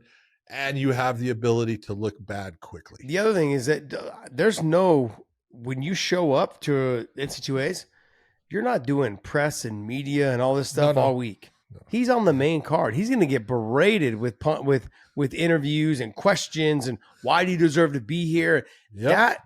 Those little things. How does it? I know he's got a good head on his shoulders. He's someone that's going to have a good answer for all these media guys. But it just comes down to it's less time of keeping your routine. There's going to be more people trying to talk to him than talking to Cody Brundage. While Cody Brundage is up in his hotel, getting his food in, staying on his weight cut, doing his Epsom salt bath, doing all those things. Nobody's talking to poor Cody. No, not many people are talking to Cody, and that's no fault of his own. It's just that they wanted to talk to Bo Nickel because the UFC is pushing him, and they want to talk to Bo Nickel, which means Bo Nickel is going to be spending less time doing his Epsom salt bath, less time in the sauna, less time, doing his workouts and his nutrition and being on schedule. That affects with your week of what you're used to doing during fight week. That's going to come a lot more pressure. Yeah, it is. And like I said, I'm putting $25 down on Cody Brundage. That's not a slight. I'm not trying to poke it at Bo Nickel. I'm not saying that I don't think he's going to win. I just say when the odds are like that at plus you're putting money down for the oh shit. Yeah, for the oh shit. I mean, how many times have we sat there and been like, damn, I could have put How many $20 times? down. Damn Super simple. I talked about it too. Well, I mean, it's so funny. I see people walk past the lotto thing, the lottery thing. And I mean, now it's been pretty much proven that it's basically all just a scam. Just the other day they had they had someone that won over $1 billion, right? Over $1 billion. And basically it went down. I don't know if you saw this. No. 7 people in different states were slated to win after like 2 hours of it being deliberated. Then it got knocked down an hour later that it was only 4 people in different states. And then somehow it came out that it was one person in Oregon. You have the numbers, yes, or you don't. Yeah, exactly. And then now Oregon was never listed on the 7 states to begin with. And now one person in Oregon won. And that money, guess what? In Oregon, you don't have to release who won it. So I just said, like, look, if you guys are thinking about buying lotto, don't buy lotto, man. It's all just a fucking scam. They're using that money to just fund whatever the fuck they want. Stay away from the lottery, man. Scam. All right, anyways, let's go ahead. We got off topic again. So Yuri Prochazka versus Alexander Rakic. That is the main event for the preliminary card, and what a goddamn fucking fight that is. That's a great fight. The real question here is, Yuri's coming off of his first loss in quite a while. I think it's his first loss since I refed him against Molal back in Ryzen. That's a lot of wins right there. Look at that. Look at that, man. That's a long time ago. But, he had had a hell of a run. And the injury, coming back, fighting Alex, no matter what, people talking about that fight and what happened, it is what it is. But I think he's going to be a better version that we're going to see in this one. The real question for me is, where is Alexander at based upon his injury, his knee? I'm sure, he's 100% now, but it's the lack of repetitions, the lack of fighting for a considerable amount of time. How is he going to come back? And again, as you're saying, in this big of a show, extra pressure. The adrenaline's going to be pumping for Rakic, like him coming back. But John, I said this a couple weeks ago. I came back after my shoulder surgery and had my fight against Gil Melendez, the very first fight we had. And I had one of my best performances. I was more focused. I understood what I needed to do. I knew that this was my goal, was to get back to fight Gilbert as fast as possible, because we were slated to fight, and then I hurt my shoulder, then I had to sit out, and then I fought him, later on. I think Rakic, understanding that if I beat Yuri, I'm basically next in line for a title shot. Knowing that. And just the motivation to get back after dealing with the injury, after coming back and being like, look, one fight away. Now I get this win on the biggest stage so everyone knows my name to fight for the title. I think that he understands what's at stake. The adrenaline dump might happen, but I think that he'll be able to power through. I think he's 100% ready for this fight. Yuri, though, on the other hand, he's gone through a whole camp, and now his second camp. He's probably a little bit more relaxed after the surgery, and I think that he's going to become in a lot more comp. But will he fight as reckless and careless as he was before? Will he stay the same? Yes. Well, then I think he loses. He is who he is. I think he loses. I don't see him losing because of that. That's what makes him who he is, and that's what makes him difficult to be in the cage with. Is you're never sure of what he's going to do. He is an odd style. He is a guy who puts you in a position where you are now starting to doubt or guess what's going on instead of just going at someone because there's that flow. And you know what I'm talking about when you're going and you have someone and you're going back and forth and there's a flow between you because it's a dance. And all of a sudden you got this guy that keeps stepping on your foot all the time. And he just does things in an awkward fashion. It makes you kind of hesitate and slow yourself down. That's what Yuri does, and that's part of his game. I understand that, but do you recall watching Rakic fight a couple times? Yeah. Do you recall that he's very composed out there, that he doesn't really take a lot of chances? He just lands the clean, hard shots, and he's got vicious, nasty kicks. He's a lot cleaner of a striker than Yuri is, and Yuri leaves himself out of position a lot. And so when I'm looking at this fight, I think if Alexander can get to understanding the fight pace, because you've been gone for a while, now you come back, Fight pace is a lot different than sparring pace at the gym. Yep. It's just Much faster. different. Everything is different. Your breathing's different. Your adrenaline's different. The smaller gloves makes everything different. The fight pace is different. I want to know how he handles that. That'll be the telltale on whether he gets Yuri out of there. But I think Yuri coming off the loss to Alex, the mentality is not the same. Rakic coming off of his injury loss, basically. But I think that he understands how good he was before he left, and he's going to get back on track. I think there's a good chance that he beats Yuri. Damn. Let's go waiting on the odds, though. Let's see what that says. This is not main card. Look, there's a couple fights in here I want to dig at. All right, waiting on the odds. Yuri versus Rakic. Go ahead. Yuri Prochaska is plus 100.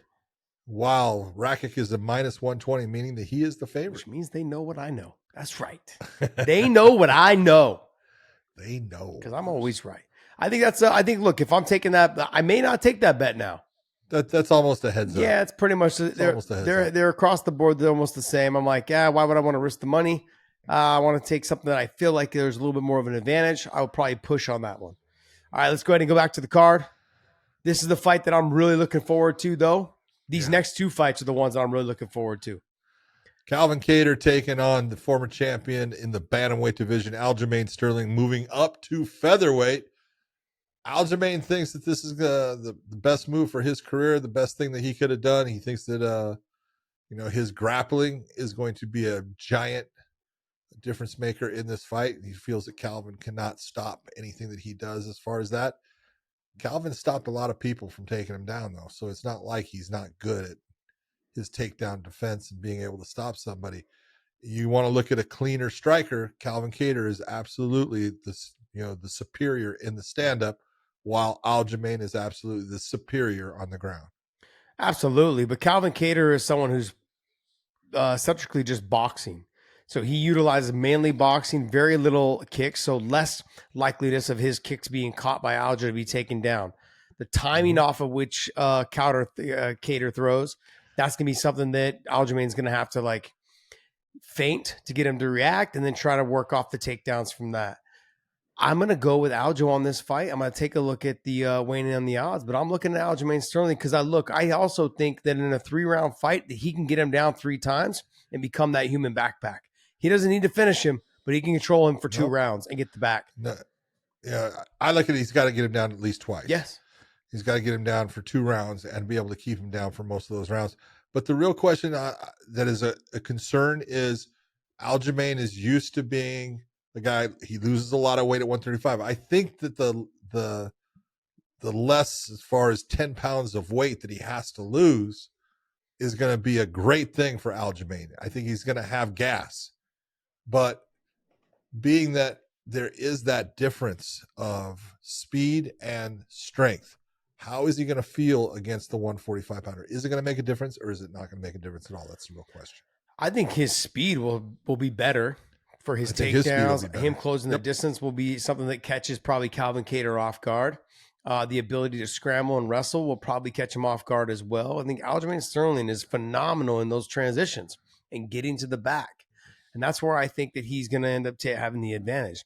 And look, I know the betting odds, they've actually been calling me up and asking me for advice. And I've been telling them, look, Aljamain Sterling should probably be favored for this, which means I won't bet on Aljamain Sterling because I do believe he's going to be able to. So you need to stop. So that way, if you keep on telling him, then you're never going to be able to bet. But I think he'll be able to get the fight to the ground. And once he does, is going to be able to take the back. He is so slick. He reminds me a little bit of Patchy Mix and how well they take the back from all different areas of positions.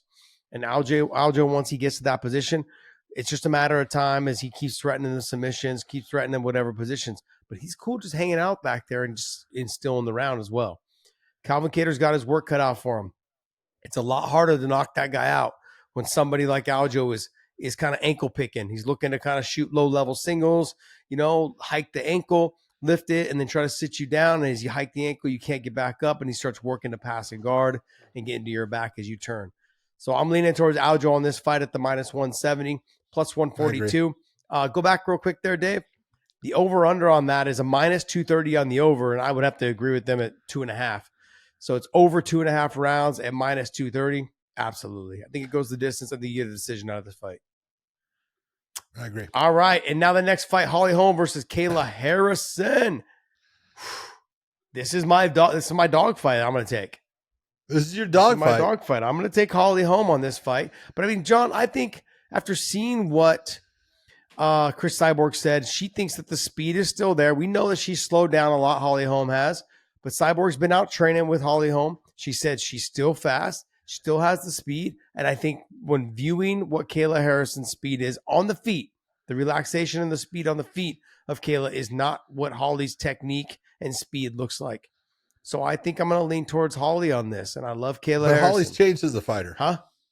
Holly has changed. She really hasn't been that stand-up fighter for the last couple of fights. She's really turned into someone that has been getting into the clinch on purpose, utilizing the clinch, actually taking fights to the ground, utilizing a top position on the ground, and she can't do that against Kayla. See, I wouldn't be surprised. I think she might be able to take Kayla down in a double leg against the fence. I agree with you on, because remember how Holly was able to push Cyborg around a little bit against the fence when they fought? And Holly does a great job in that. She's got strong legs, strong torso, all of those things. Kayla, though, with the foot sweeps, Kayla with the aggressiveness in the body clock, in the over-unders and all those things, she's going to be able to try to get Holly to the ground. That being said, I think it's going to be a lot harder for her to get in. Kayla, she's able to punch her way into these clinches. Holly's footwork, when you talked about Max Holloway's footwork with Justin Gaethje, Holly's footwork is right there with his, if not better than his. And so that's where I think Kayla's never fought somebody that had. It used to be, and I agree with you. Hold on, I agree with you. The problem is, like we're talking about, she has changed her style as a fighter. She's really gotten away. Holly used to move so much in a fight in the stand-up position and create all these different angles and be bouncing back and forth and shuffling around. She was hard to pin up against the cage at times. She's not that same person. She does more movement in the basically the warm up. The warm up and the addressing of the fight by Bruce Buffer as he's introducing both, and she's bouncing back and forth than she does in the actual fight now. She's just different. I look at this, and I think one of the biggest, question marks there is on this fight is Kayla Harrison and the weight. 135. Yeah. Oh yeah, I'm not. This has got more concern for me than the fight with Holly, as far as, does Kayla make weight? Okay. And if she does, which I think she will, because look, she's a competitor, she's a winner, she's going to make it. But what effect does it have on her in the fight? Is she, cut down so much now that she's just no problem? Or is it that it's going to she's going to suck herself so dry that it's going to have a absolute effect on her in the fight? She looks great. John, even when she was heavier, though, she was having a hard time getting herself through 3 rounds. And then now having to deal with somebody, she got tired in several of her fights as the fights went past into the second and third rounds. She got tired. Well, her last fight against Aspen Ladd, you can take a look. She was in the top position for most of that. But and I'm not going to say she got tired in that fight. She basically dominated the fight throughout. But her fight against Larissa Pacheco, where it went 5 rounds, she absolutely was tired. Yes. And that was at 145 pounds. Now that was a 5-round fight, and this is a 3-round fight. But Josh, there's such a huge difference in 135 to 155. We've seen her get to 145 before. Yeah. Okay. 10 extra pounds. People look at that. That's only 10 pounds. 10 pounds is a lot of fucking weight.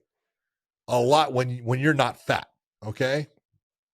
When you are just made of muscle, to lose that muscle, it has an effect on everything you do. And that's where I look, and this is the biggest question mark of the fight for me is, how does she weigh in, and how does she look, And how does it affect her in the fight? She looks good right now because she hasn't made that final 12, 13-pound cut. She That's looks right. good right now. But I go back to Holly Holm. The oblique kick is going to cause a problem for Kayla. It's going to keep her at bay. It's going to make her question. Mike Winklejohn special. It's gonna make her question whether she wants to come in hard or aggressive, or if she wants to try to work her way in with movement and some switches and some feints. It's gonna make her guess on that. And meanwhile, even though Holly is slowed down, she's got a lot of tricks still up her sleeve. She does. Kayla hasn't seen anything like this against people she's fought in the PFL. Holly's got all the tricks. She's got the jabs. She's got the long range punches. All of those things. Maybe she's losing the speed, but she still has the movement if she needs to. She can keep her back off the fence. And John, to go back to what you were saying, she's been fighting a lot of her fights in the clinch. A lot of that is because a lot of the girls that she's been fighting, they all got good stand-up.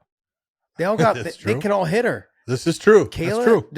There's not a lot of concern with Kayla, No, Kayla being, your biggest concern, her stand-up game is definitely not there. No, it's her ground. Yeah, and so once she does get me to the ground, the focus is on getting herself back up without giving the neck or without giving a side choke or something like that. So look, I'm going to go back, pull on weighing on the odds for that.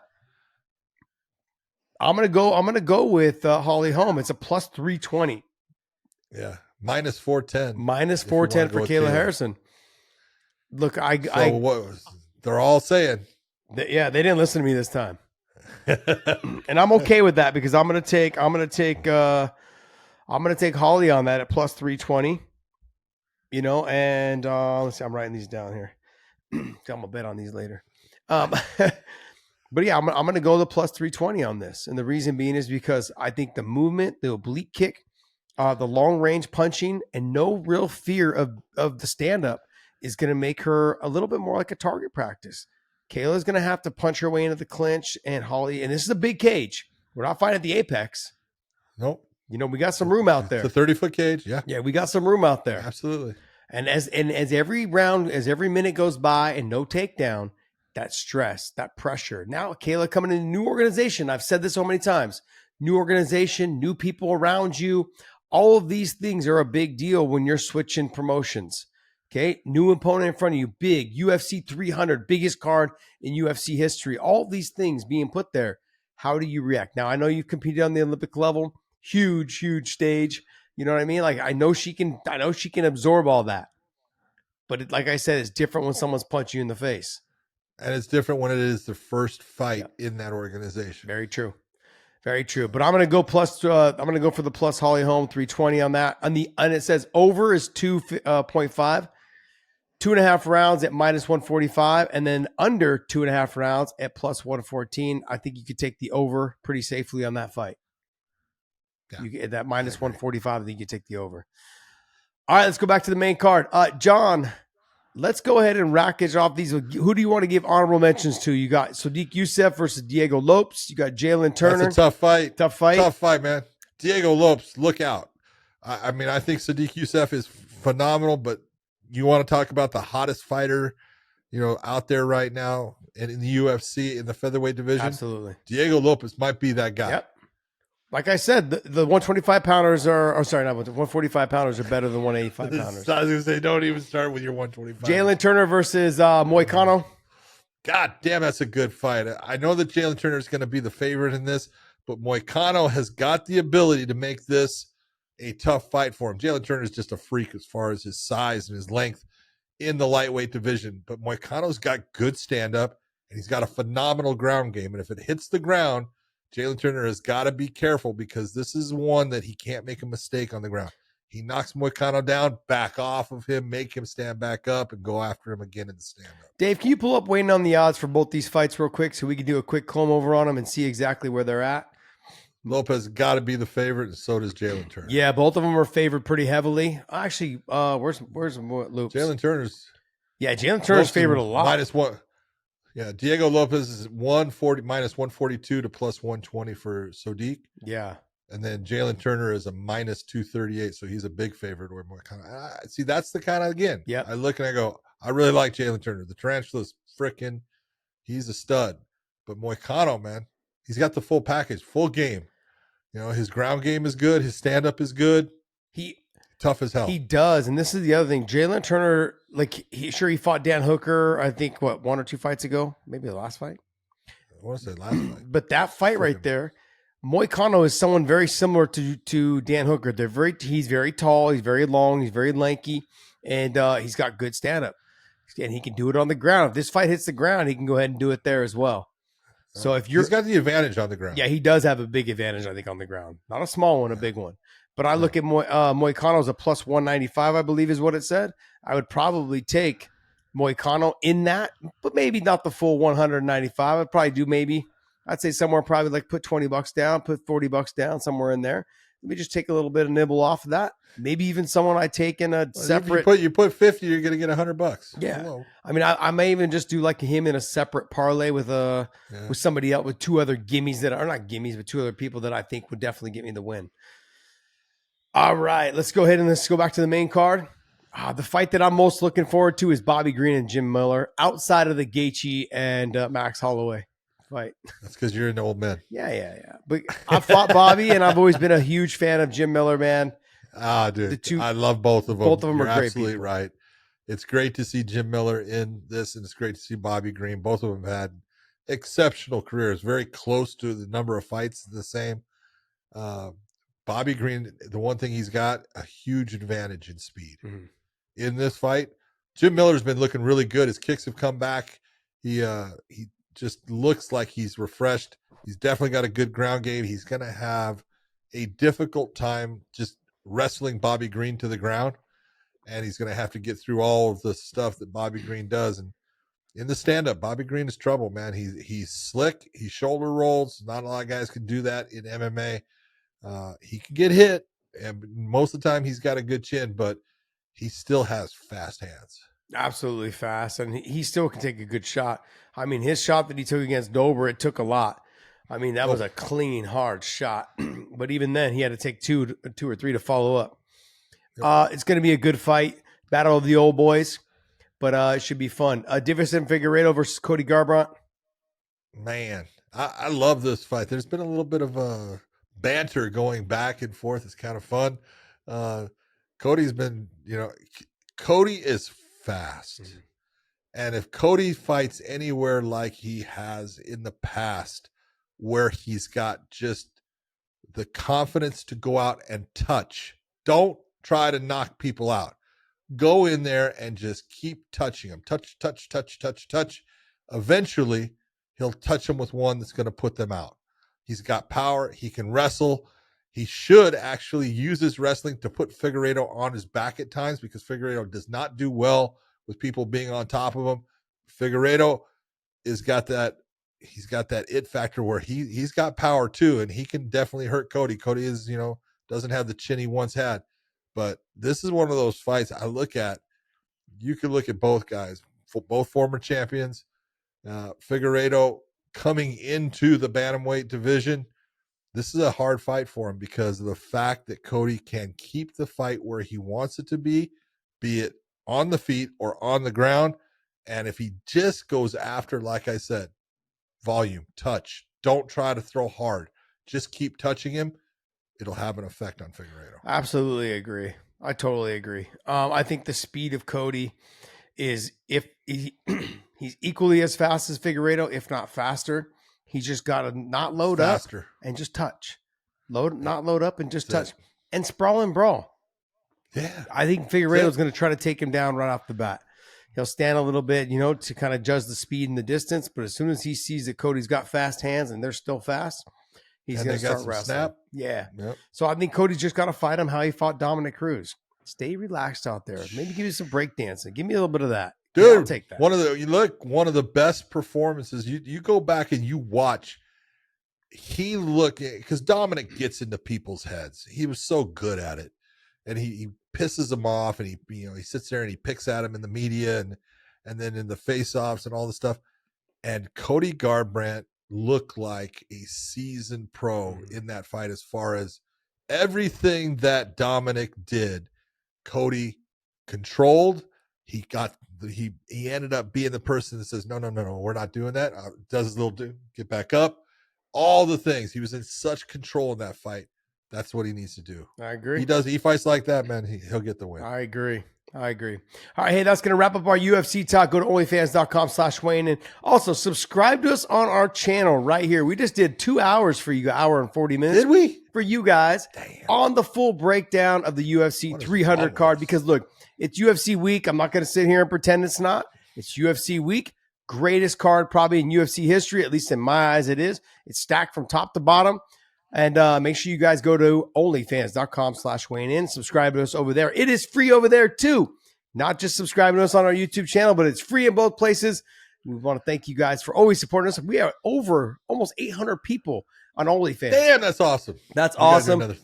We do live chats on there, and I'm looking forward to meeting with you guys. Hopefully sometime this week. I'm going to go ahead and post on the OnlyFans channel when I'll be going live this week. And John and I have a bunch of extra shows dropping for you guys this week. Given the content from the media, from the press, what is it? There's media day, there's press conference. And press conference. So we're going to try, if something good comes out of those, we're going to try to do another show or two. So go ahead and hit the subscribe button on our YouTube channel. Hit the bell notifications. I want to thank you guys. Okay, we're going to jump into the PFL. PFL 2 2024 regular season. So what they're doing right now is they're basically taking these fights to see who makes it into the tournament. They're going to fight their way in. So right now it's Impa Kasanganay and Alex Polizzi in the main event. I forgot Phil Davis was supposed to fight. Phil Davis was supposed to fight Rob Wilkinson, and that Phil Davis had to pull out. What happened? That is too bad. I guess he got an injury. Damn. I didn't know about it. I actually did an interview, and we were talking about that fight. Now all of a sudden, Phil Davis is out. Damn, so that's just happens. Yeah, Phil was my Phil. I was about to say dark horse. I can't say that. Phil was my man to win the whole thing. Phil was the man. I'll tell you what, he would have been a good choice. Yeah, I mean, like his ability to wrestle, his ability to control space, his ability to do everything would have been the way to go. So, Phil Davis, Impa Kasanganay versus Alex Polizzi in the main event. Alex coming off of a double jaw break. Oh, yeah. Coming off a double jaw break against Yoel Romero. Yoel hit him with a shot near the end of the third round. Broke his jaw in the middle of his mandible and on the side here. Oh. Just a nasty blow. But this is the thing that you got to look at with Polizzi. Impa Kasanganay won the PFL tournament last year. He went through, did an outstanding job, had a great fight against Josh Silveira in the finals. He comes back and he fights Johnny Eblen, has a good fight against Johnny Eblen. A great fight against Johnny Eblen. Loses the decision against Johnny in Saudi Arabia, but and this is what, he fought him at 185. He's back at 205, and that fight was in February. It is now April, and he's already back at 205 to fight Polizzi, but he's not a big light heavyweight anyways. I don't think he even cares about how much weight, he carries going into it. He's not one of those guys that jumps and, cuts way down and then jumps back up. But the thing that Impa needs to do in this fight is be that guy that realizes my opponent is a freaking stud as far as he can be the nail. He does not wilt. Think of some of the fights that you have seen Alex Polizzi in the fact that he has taken ungodly damage at times and gotten back into the fight and won those fights at times. I don't know if you remember his fight against Jose Augusto. Gugu. Yep.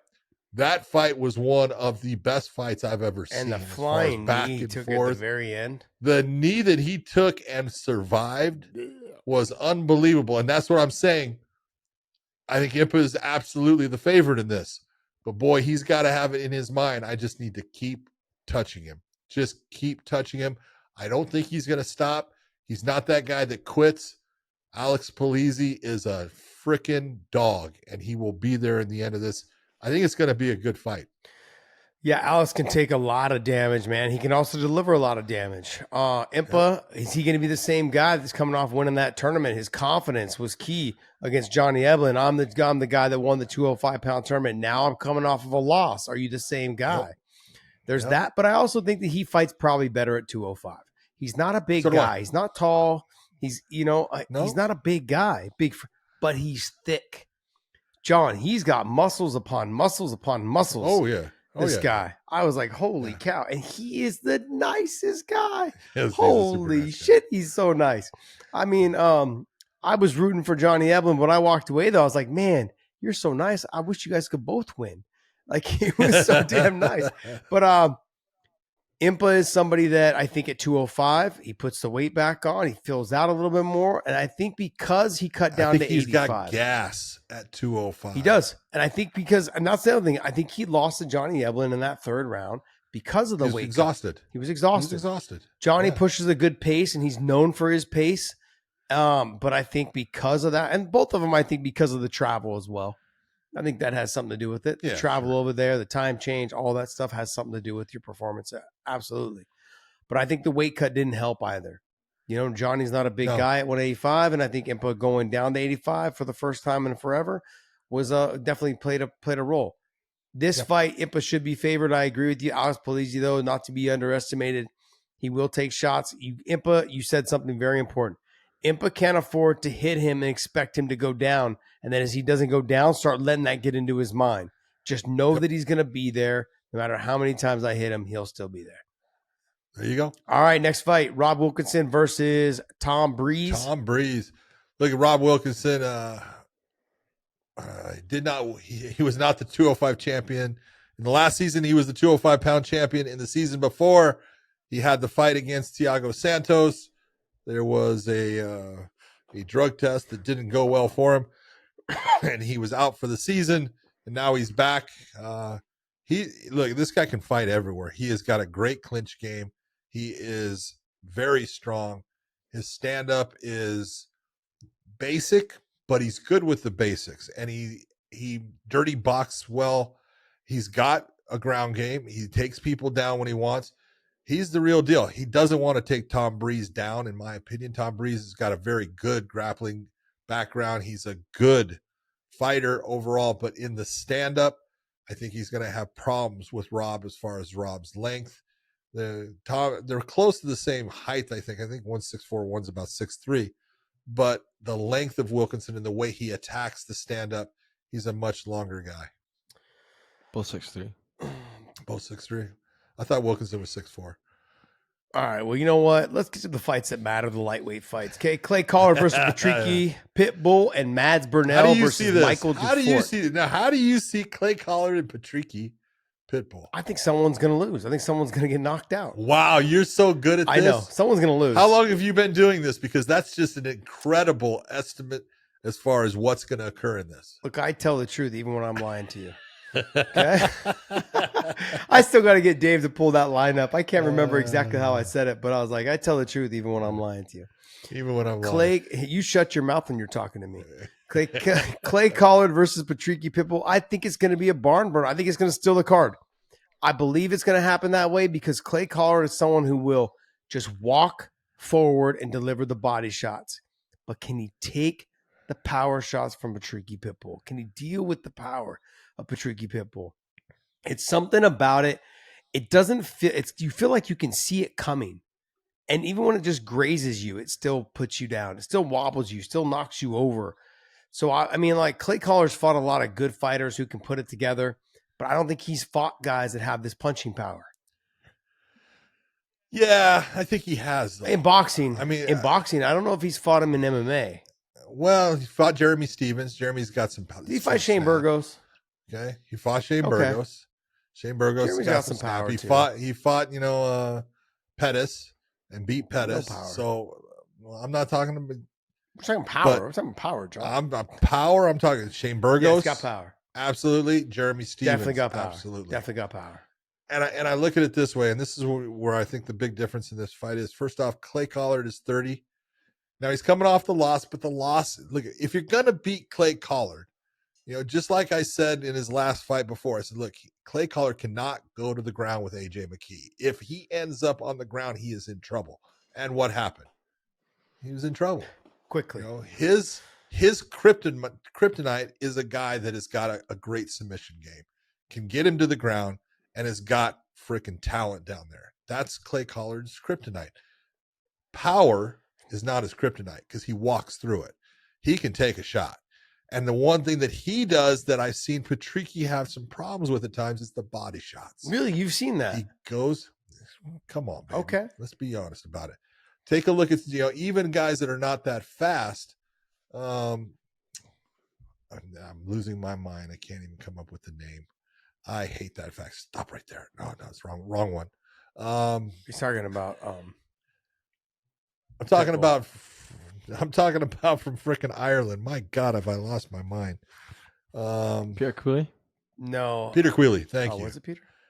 Peter Queally. I thought you were talking about Ryan Scope. He fought against Patricky, and in that first one, he started going to the body. Patricky started gassing out.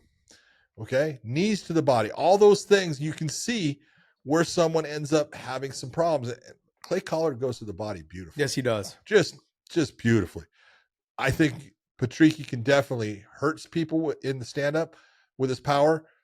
Clay Collard is the one guy I look at and say, stylistically, if Patricky wants to win this fight, you came into MMA with a black belt in jiu-jitsu, and that was your strong point.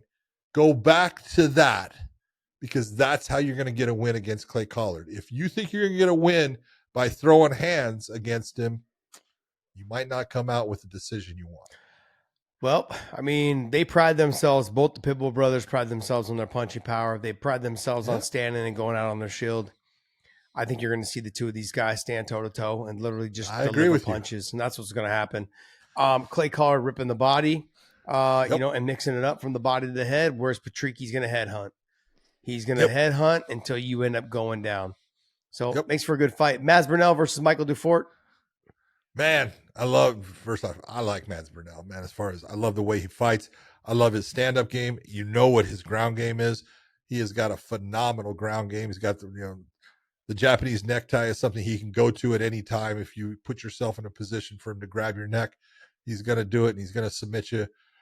He has got all the tools necessary to be a finalist in this. Michael Dufort, good fighter, tough as hell, strong, out of Canada.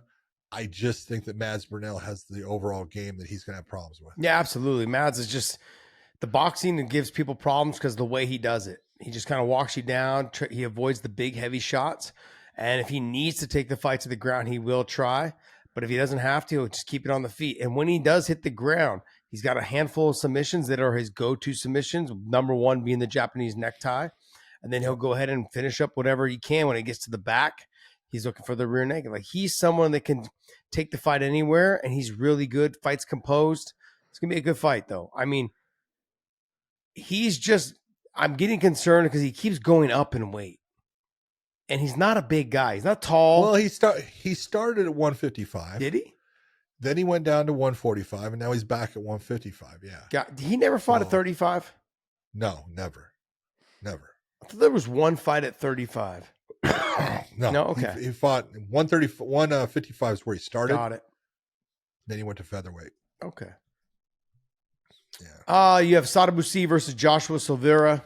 Man, good fight. Gonna be a great fight. Have you seen Sadabusi lately? No. This is a guy who won the tournament at 170 pounds. Obviously, PFL doesn't have a tournament at 185 pounds. So Sadabusi is going up 2 weight classes. He's at 205. And I'm telling you right now, he looks better at 205 than he did at 170. Oh, I don't doubt it. Take a look at this. Look at him at 205. What happened at 185? How did he get? Why is he so much lighter? He didn't go tanning? What happened? Who knows? But he also had a beard back then. But I mean, that was probably he probably just came out of the winter of France. That's probably it. Yep. He didn't have his beach picture. 170 and 205, he was probably down by the river enjoying some wine with his shirt off. 185, not so much. But I mean, he looks good. It's not like he, all the weight put on well. Yeah, no, absolutely. Look, Impa used to fight at 70. Then he went to 85. Then he went to 205. I mean, sometimes your body just can't control it. Look, Anthony Rumble Johnson, 170. I know. 205. Don't even talk to me about that. Yeah, I mean. Heavyweight. Yeah, heavyweight. He did fight at heavyweight. Yes, he did. Okay, I won't even say his Dovleshan Dovleshan Yagshimuradov. God, I can say that name. I'm brilliant. I love that Jacob name. Against Jacob Nadeau. Nadeau, there you go. Yeah. That's a good fight. Tell me what you really think. Yagshimuradov, he's a fun fighter to watch. He's got fast hands. Big overhand right. He's a small light heavyweight. Yeah. He's a small light heavyweight, but he's got a big overhand right. He's got a lot of spinning attacks. He's tough. Now I've watched Jacob fight. He's also a good fighter. He's got good stand up, a lot more length than Yagshimuradov, but he's got to get into Yagshimuradov early and start landing clean shots. Now he can do that with a jab. He's got a good jab, but he's better use those kicks that he throws and use them often. Take away the legs of Yagshimuradov. Yeah, Yags is somebody that you say he's smaller for the weight, but he's got thick legs and a thick waistline. Yep. Like he's got a thick trunk. Yep. On top of that, he can take you down. He can ground you out from the top, but he can keep it on the feet. He tends to keep it on the feet. He gets a little over. He uses that overhand right a little bit too much. Yeah, he goes to the well. He needs to set it up a little bit better, utilize some kicks more, and then come off of that with maybe the overhand right, or go overhand right and finish up with the head kick or body kick or something. He seems to go to the well too much, like you said, with that one shot. Antonio Carlos Jr. Shoeface versus Simon Biong. Man, I'll tell you what, this is if you're looking at it, you got to look and say that Antonio Carlos Jr. should be the favorite in this. And, understandably, he's got a good stand-up game. He's got a very good jits game. But Simon Biong is one of those guys. He's an athlete. Mm-hmm. He's physically big, strong. He's fast. He's able to land from a long ways away due to his length and stuff.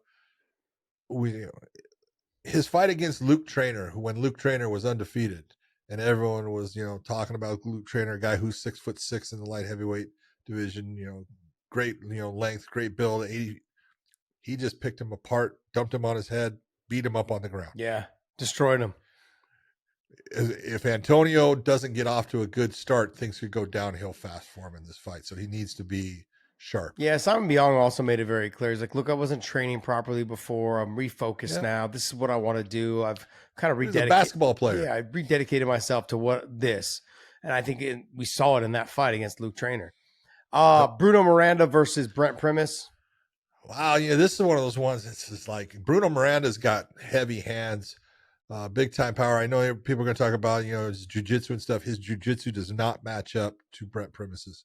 His ground game is not as good, especially for MMA. Brent Primus is a better no-gi guy by far. The stand-up is where I think Bruno has a distinct advantage, especially in speed. I think his hands are faster than Brent Primus, and he can get into him and get out, but he does not want to be on the ground long with Primus, in my opinion. Yeah, I don't think so either. And Brent Primus, look, even though he seems a lot slower than most fighters, when he does land, it has an impact. I mean, the leg kicks have an impact. I mean, Michael Chandler his leg kicks are heavy. They're nasty. And, and his punching power, he's got punching power. It just takes him forever to get to your chin because he's not the fastest guy. I mean, look, I watch him on his Instagram, watch him do his sports and agility, like his athletic movements, and they seem very slow. But when he gets out there, he throws and shit seems to find its mark. I think he's got longer arms than we give him credit for, and the way he attacks is very good. Well, my complaint about Brent Primus has always been just activity. Yeah. He's fought good competition now. He's got, some wins against good competition. He's got some losses against good competition. But, his fight that he did with, God dang it, I'm doing it again. I can't say it's from France. Who's? Pop on that thing real quick. What's that? No. Yeah, I can't say it. Mansour Barnaoui. Mansour. Yeah, Mansour Barnaoui. That fight, man, that was a hell of a fight by Primus. The best fight I've ever seen him in. Just unbelievable as far as, the tenacity to come back and all these things that were happening in that fight. That fight shows you exactly where Brent Primus can be. Now, he's fought like Michael Chandler. He's got the win against Chandler. He's got a loss against him. Mm-hmm. He fought Usman Nurmagomedov. And in that, for the most part, look, he went to 5 rounds with Usman. Usman couldn't get rid of him. But he took, the majority of the damage in that fight. he's fought better competition than Bruno Miranda has, and that might be a benefit to him in this fight. Yeah, we will see. Gotsi Rabadanov versus Solomon Renfro. Yeah, in this one, I go Solomon Renfro, good overall fighter. He's going to have some problems with Gotsi. Rabadanov is good in the stand-up. It's gotten much better. His wrestling is outstanding. He just doesn't use it enough. Sometimes he gets into, oh, now I'm a stand-up fighter. If Gotsi is smart, he takes Renfro to the ground, beats him up on the ground, and then just rinse, wash, repeat for the next round. Gotsi's not a big lightweight either, though. No, Shorter in stature. He's got thick legs, but not a big lightweight. He just does everything very methodically. He picks and chooses his shots very well, subtle movements. He can wrestle you. He explodes really fast off of certain exchanges. He'll explode into the stand-up, and if you get into the clinch too much, he'll hit toss you or throw you real quick, and then he'll kind of just back out and also let you back to your feet. He prefers to stand over going to the ground, even though he's a phenomenal wrestler. The fight I'm most looking forward to on this whole card, J.J. Wilson versus Adam Piccolotti. And not just because I used to train with Adam Piccolotti and not because I used to train Adam Piccolotti, but because both these guys are phenomenal on the ground. I think we're going to get two ferrets getting after it unless they both decide to stand. Well, let's be honest. JJ's stand-up has gotten better and better, and he's using it more. Adam has gotten better, especially since going to CSA. He's done a really nice job of cleaning up his stand-up game. He gets into sometimes his ground game is outstanding, but he sometimes against other good grapplers like goes into a mental lapse at times. He did it against Barnawi for a little bit and got swept over and things went downhill from him. He did that when he fought against Goichi Yamauchi, had a mental lapse. He can't do that with JJ. He's got to be 100% focused and in this fight against someone like JJ. Because look, JJ's the younger, faster fighter right now. Adam's got a ton of experience and he's good. He just needs to be on point in this fight. JJ may be the younger, faster fighter, but I think Adam Piccolotti learned a lot from his last fight with Rat Face. What was his name? What was his name? Dirty Rat. The one from Canada. Damn. Rat Garbage. Rat Garbage. There you go. Mandel Nalo. Mandel Nalo. I mean, he said Rat Face. I'm sorry. Rat Face. It was the guy. Garbage. It was the guy. It was the guy that he had to dig deep in that fight. Yeah, he did. He had to dig deep in that fight. But he did. He looked good. And that's where his stand-up played a big factor because Mandel Nalo. Yeah, okay, I was gonna say Dirty Rat. It's not Rat Face, Rat Garbage. Rat Garbage. But Mandel Nalo is someone who's got long kicks. It's hard to deal with. He does everything really well. He's a good grappler. He's good everywhere. Adam had to dig deep in that fight. He had to resort to his stand-up more so than his grappling because he just wasn't able to get the fight to the ground as easy as he thought he was going to do. The one part I feel with Adam, and I've always felt this way, he's got to win the scrambles. He is one of the best scramblers I've ever trained with in my whole career. And so he can't afford to let that fucking beast of a guy, J.J. Wilson, on top of him and dictating the control from the top position. When Adam settles on bottom is when you can control him, dominate him, and put some work on him. It's when he's scrambling around, jockeying for position is when he's dangerous. He'll catch you in transition for submissions that way. I think that's the only way. Dave, pull up J.J. Wilson's last fight. Do you remember that last fight? It was in Ireland. Monster Barnawi. Yeah. Mm-hmm. Another one of those fights where the two of them were going back and forth. Absolutely. But what I'm saying in this is JJ in that fight, he showed a ton of heart because he could have just quit in that fight. And it's the same thing. Barnawi against Adam Piccolotti. This is the common opponent when you're looking at it. And it was one broke at a certain point, and I don't know what was going on with him or anything. There could have been other things. While one bit down and said, it ain't happening. Yeah. And that could be the difference in this fight. They were both exhausted, though, after that fight. Yeah, both of them. Yeah. All right. Well, hey, that's going to wrap up our PFL talk. Before we go, though, Dave, you got any news for us, buddy? You want us to do anything else? Got 2 hours and 4 minutes in, and we can do another hour if you need straight, Dave. What do you got for us, buddy? Yeah, I got your merch website for you. Go to weightinmerch.com, weightinmerch.com. There you go. Look at Big John. You can move the mic out a little bit. There you go. Weightinmerch.com. That's a nice little hoodie you got going on, baby. Dude, this thing's so thick. That's what she Awesome. said. All right, go to weightinmerch.com. Look, I love the Let's Get It On shirt. I love that one.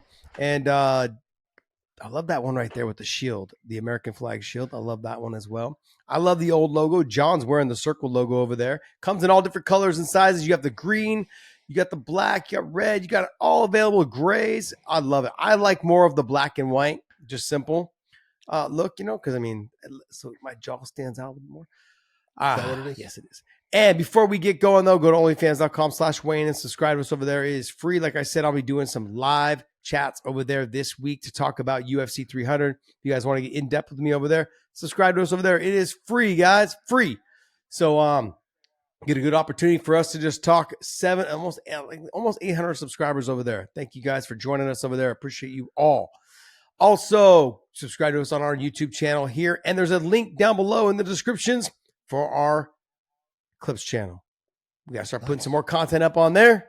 I want to thank you guys so much, and John, take us away, buddy.